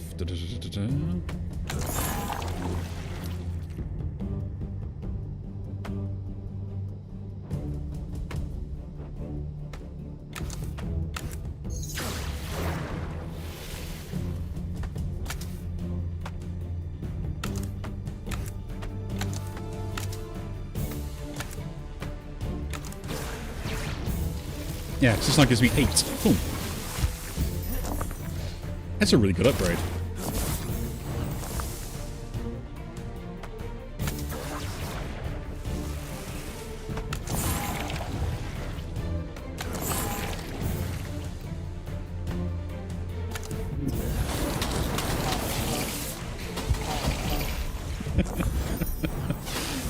Again, they summon themselves in front. Why?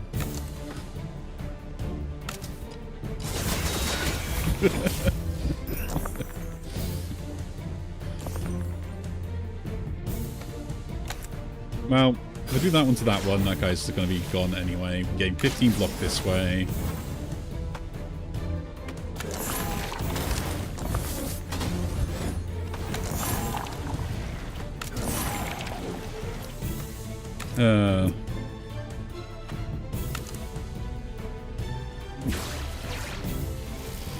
This is so silly.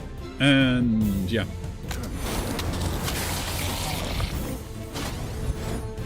Beautiful. This is probably the weirdest dice destruction one I've got so far, I must say.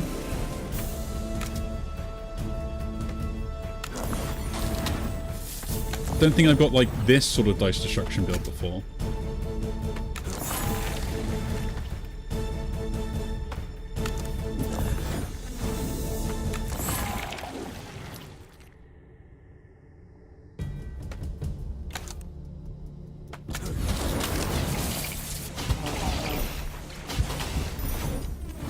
Kind of wish I had the incandescence now, though, which I didn't pick up earlier.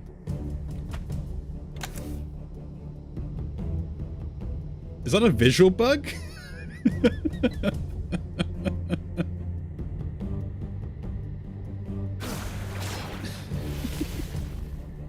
I broke the game. I'm sorry.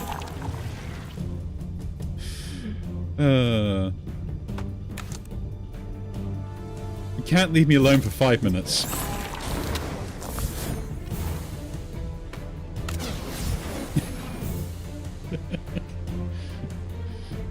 Oh, good.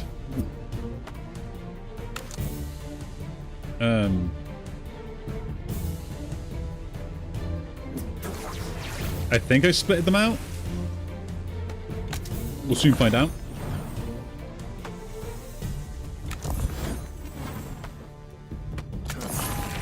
I will admit, the upgrade to Strange Presence has actually done a lot of good work in an unusual way. Especially, like, we actually still get the charge as well, because I picked this up, which is kind of funny.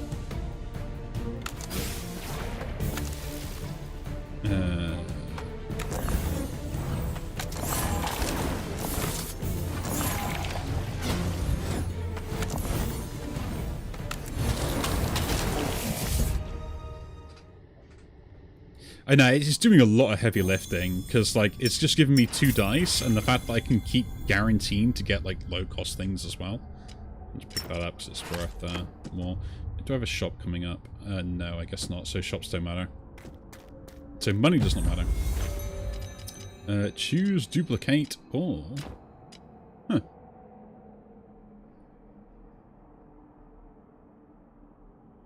I can duplicate for a shard here, actually. Nothing else I really want. Spirit of the Forest is pointless, so... yeah.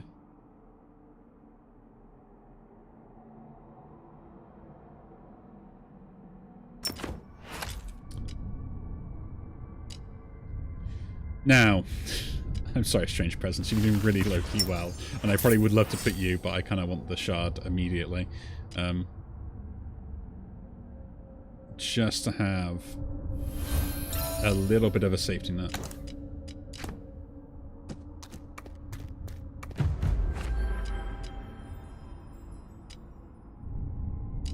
And max life here. I don't know what other spell I would really want, and anything else I do want.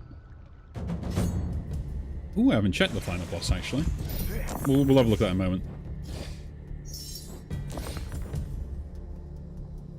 I'm so focused on my whole dark arts escapades that I still have not double-checked that.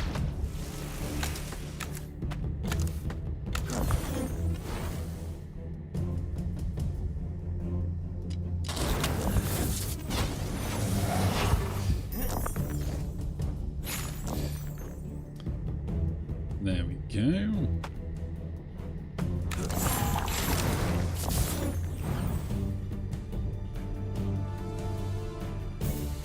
Maybe. Definitely worth a, definitely worth a shout. I'm just thinking at the moment, like, my issue is that startup turns. Yeah, you are right, it does do a lot more hitting.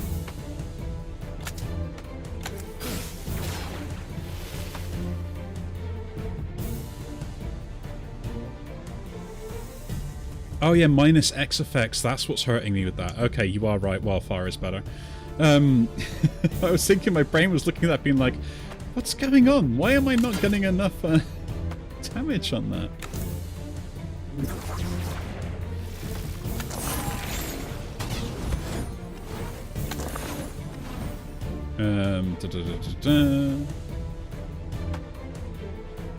That 4 can go in there.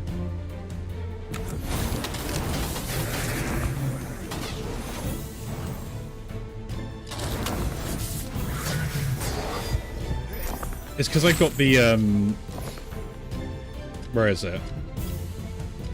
Yeah, the miscast. That's what's hurting me on this front. My dumb brain didn't think about that when he decided that this was the play he was going to make. So, I guess it would be suffering from success, right?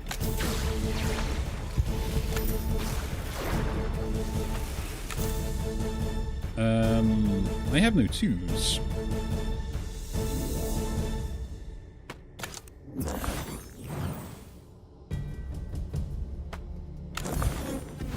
Cool, we got 2.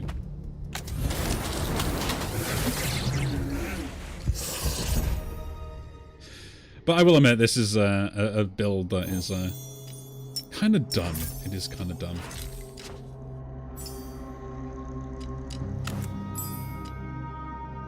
Yeah.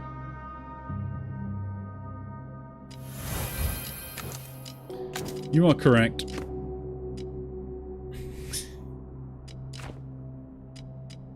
Yes, good rewards. It is, yeah. Single boss guy. Let's play safe. Not worry about stuff. And after this, I might call it for the day as well. I've got other stuff I've got to sort out, so... I can't have dice stay around. Interesting. Well...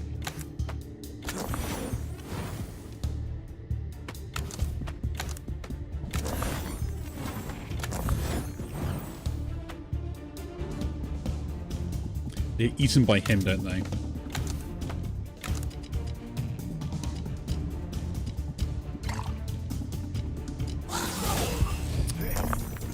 This is the one enemy that actually ruins my build.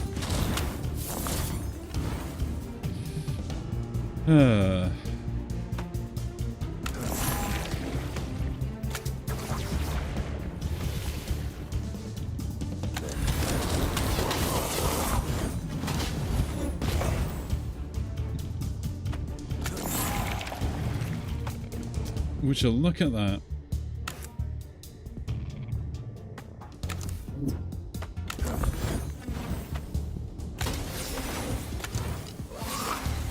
The one enemy that actually does ruin my build. Mana Devourer.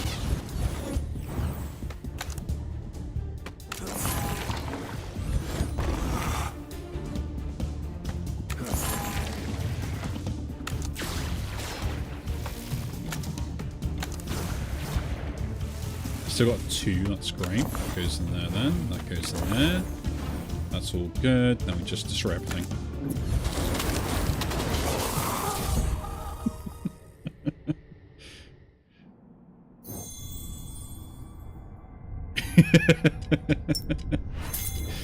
Yeah. Oh, that's Reforge. Never mind. We wanted Wildfire Explosion, but I think Reforge should do fine, right? That'll help.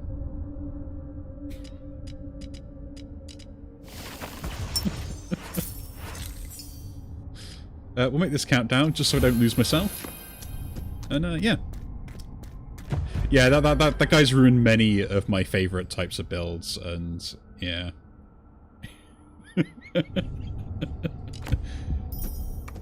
What do you mean the bus? Someone just gave me keys to, like, the missile silos. No, right before the end of the game as well, although this is a terrible turn for me. So, I would like to get Dark Arts off, but I don't think I will be able to, unfortunately. So, we need to play safe a little bit.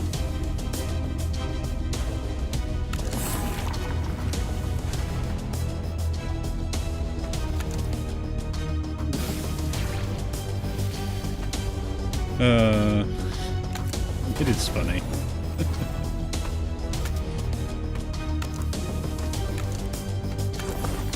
There's a 2. Nice.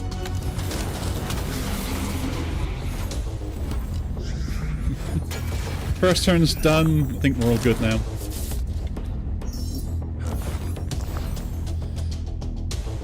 That's put that in there, so that's ready to go. That's a 5. That's brilliant.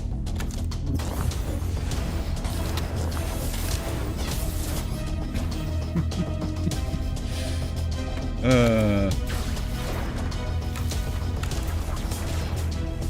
don't have a 2. This is not fair.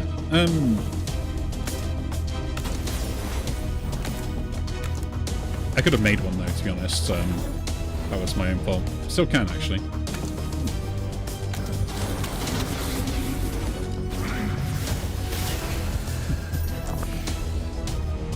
He's only gone and done it again.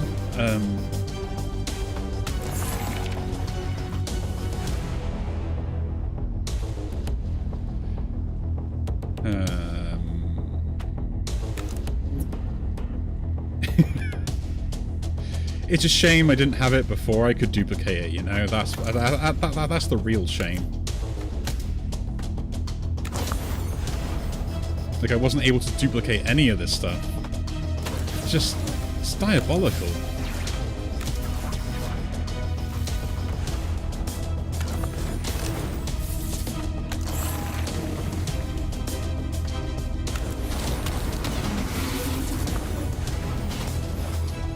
What's dumb is I had probably a really good opportunity for this fight if I got set up quick enough with Dark Arts to actually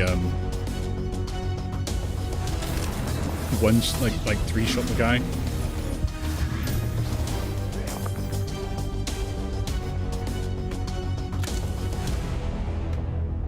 Like, that's the real shame, and we all know it.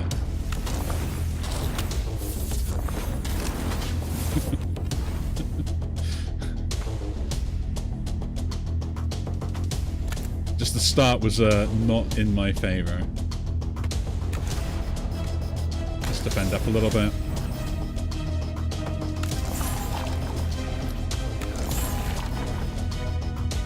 I think that's enough. Okay.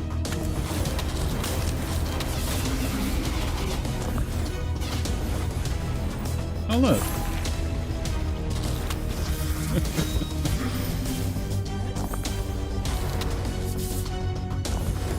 Okay. So,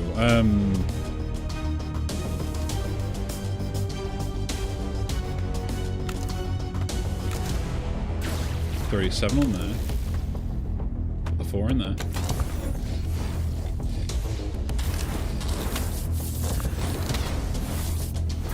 Triggers on there.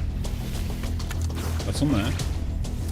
And I think then we're done, aren't we? I just need 2, which I currently do have. There we go.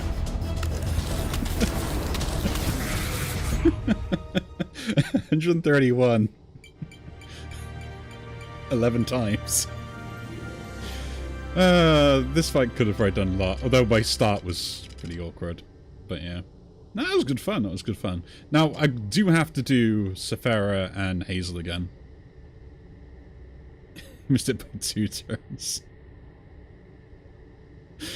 I know, but like it's just not the 3 turns. It's not the 3 turns.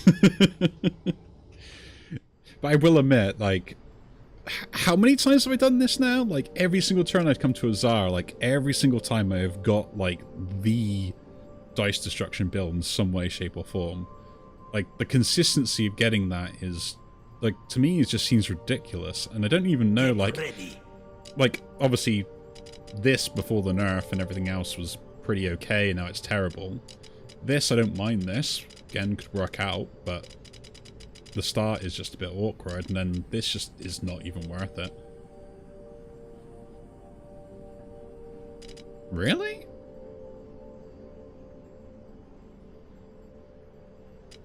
I'm just thinking, because, like, let's go to Codex. Because spell-wise for Azar,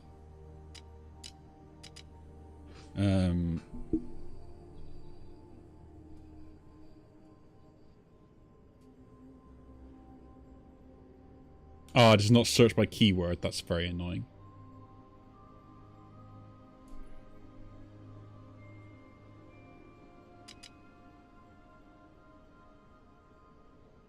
Yeah, I guess, like, if you don't get the pieces or stuff like that, like, one of the reasons I do jump into it is because, as you saw there, like, I do get the mutators that just destroy dice anyway.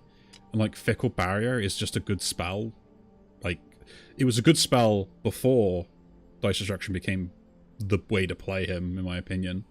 And then after that, because it was all, like, lose life, and then you just gain the life back with Fickle Barrier, which is always really good with the upgrade. And then they gave it a Dice Destruction thing on there to make Dice Destruction more accessible, which just made the spell even more like, yeah, I'm taking this every single time now. It's like, there's just no question whatsoever. So, yeah. Don't know. Like, how many are there that actually destroy dice? So, Zeal of the Sun is one of the ones that I think is the most consistent one to pick up, just because it's green.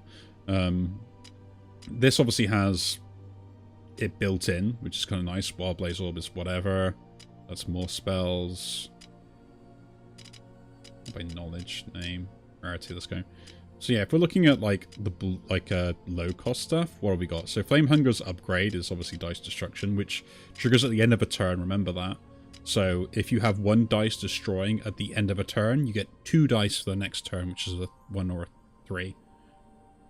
Take advantage of that for dice economy. It's really useful. So essentially you can guarantee yourself at least a extra 1 every turn from just having this upgrade. Like, that helps itself, because, yeah, as you saw there. And what else we got then? So going through common spells, anything else that's worth a pick up? Though I'd probably say would be worthwhile. Kindle's interesting with some weird combo stuff. Like, this isn't bad either, Roaring Embers for the start. Like, I picked this up a few times, and, like, it's not about dice destruction, it's about just low-cost dice then, isn't it? Temper is a weird one. It's a good thing to pick up to have dice destruction, but it's not very good. Just because, yeah. But if you pick it up and you've already got this upgrade, then, yeah, might as well. What else would you want at that point? Ashen Plating is whatever. Bombardment, Brown Bethensia into the green ones then, which there's only really one that you're looking at. Ember Storm is also another one you can pick up. So I think there's a good amount of them. Also, yeah, Fireball for this setup as well, because you're going for the low-cost dice. So there's two things that I'm probably looking at. One of them is how to generate low-cost die. The second one is then, how do I destroy dice? So I think that's kind of the way that I roll into it. And because I focus on getting, like, the low-cost dice stuff first as my setup, I can use that and roll into the rest of the stuff a bit later. Maybe it's consistency, maybe it's just a bit of luck as well. Don't know. Yeah, so like Zeal of the Sun is a pickup for dice destruction as well. So it's probably about 5. Scorched Assault as well. We've used that before as a stopgap. It was actually pretty useful. Especially the all enemies part. You get power scaling with that. Again, Sacrifice is another one. If you got a bit of countdown synergies. In some cases, it's just there to destroy a die. But you have to have a way to generate them back, is the other problem. Yeah. I definitely think it's worth it, like, to think about. And then your detonation is your big payoff as well, and then... I think the rare spells, you should be able to get something consistently, whether it's the offensive version with this, or the Reforge for just getting dice. Or, yeah, the Incandescence as well is the other version. Or your defensive option with, where are you? With Phoenix Ward. Like, you got about 4 or 3 payoff cards for dice destruction. Yeah, 4. Yeah, 4. And then your actual dice destruction card itself. So, yeah. I don't know. I'll have to do some statistics on that and think about it. But yeah, I'm going to call it for here today, though. Just got other stuff I've got to sort out, and I've got to check some of the things out which you guys have recommended as well, so I'll do that also. Yeah. Anyways, guys, appreciate you all. Thank you very much for dropping by. We'll love you and leave you. Yeah, and I will probably finish this off at some point in the middle of next week, so hopefully you'll see me around there in, well, I guess my evening, your guys' mornings probably. Anyway, take care, guys.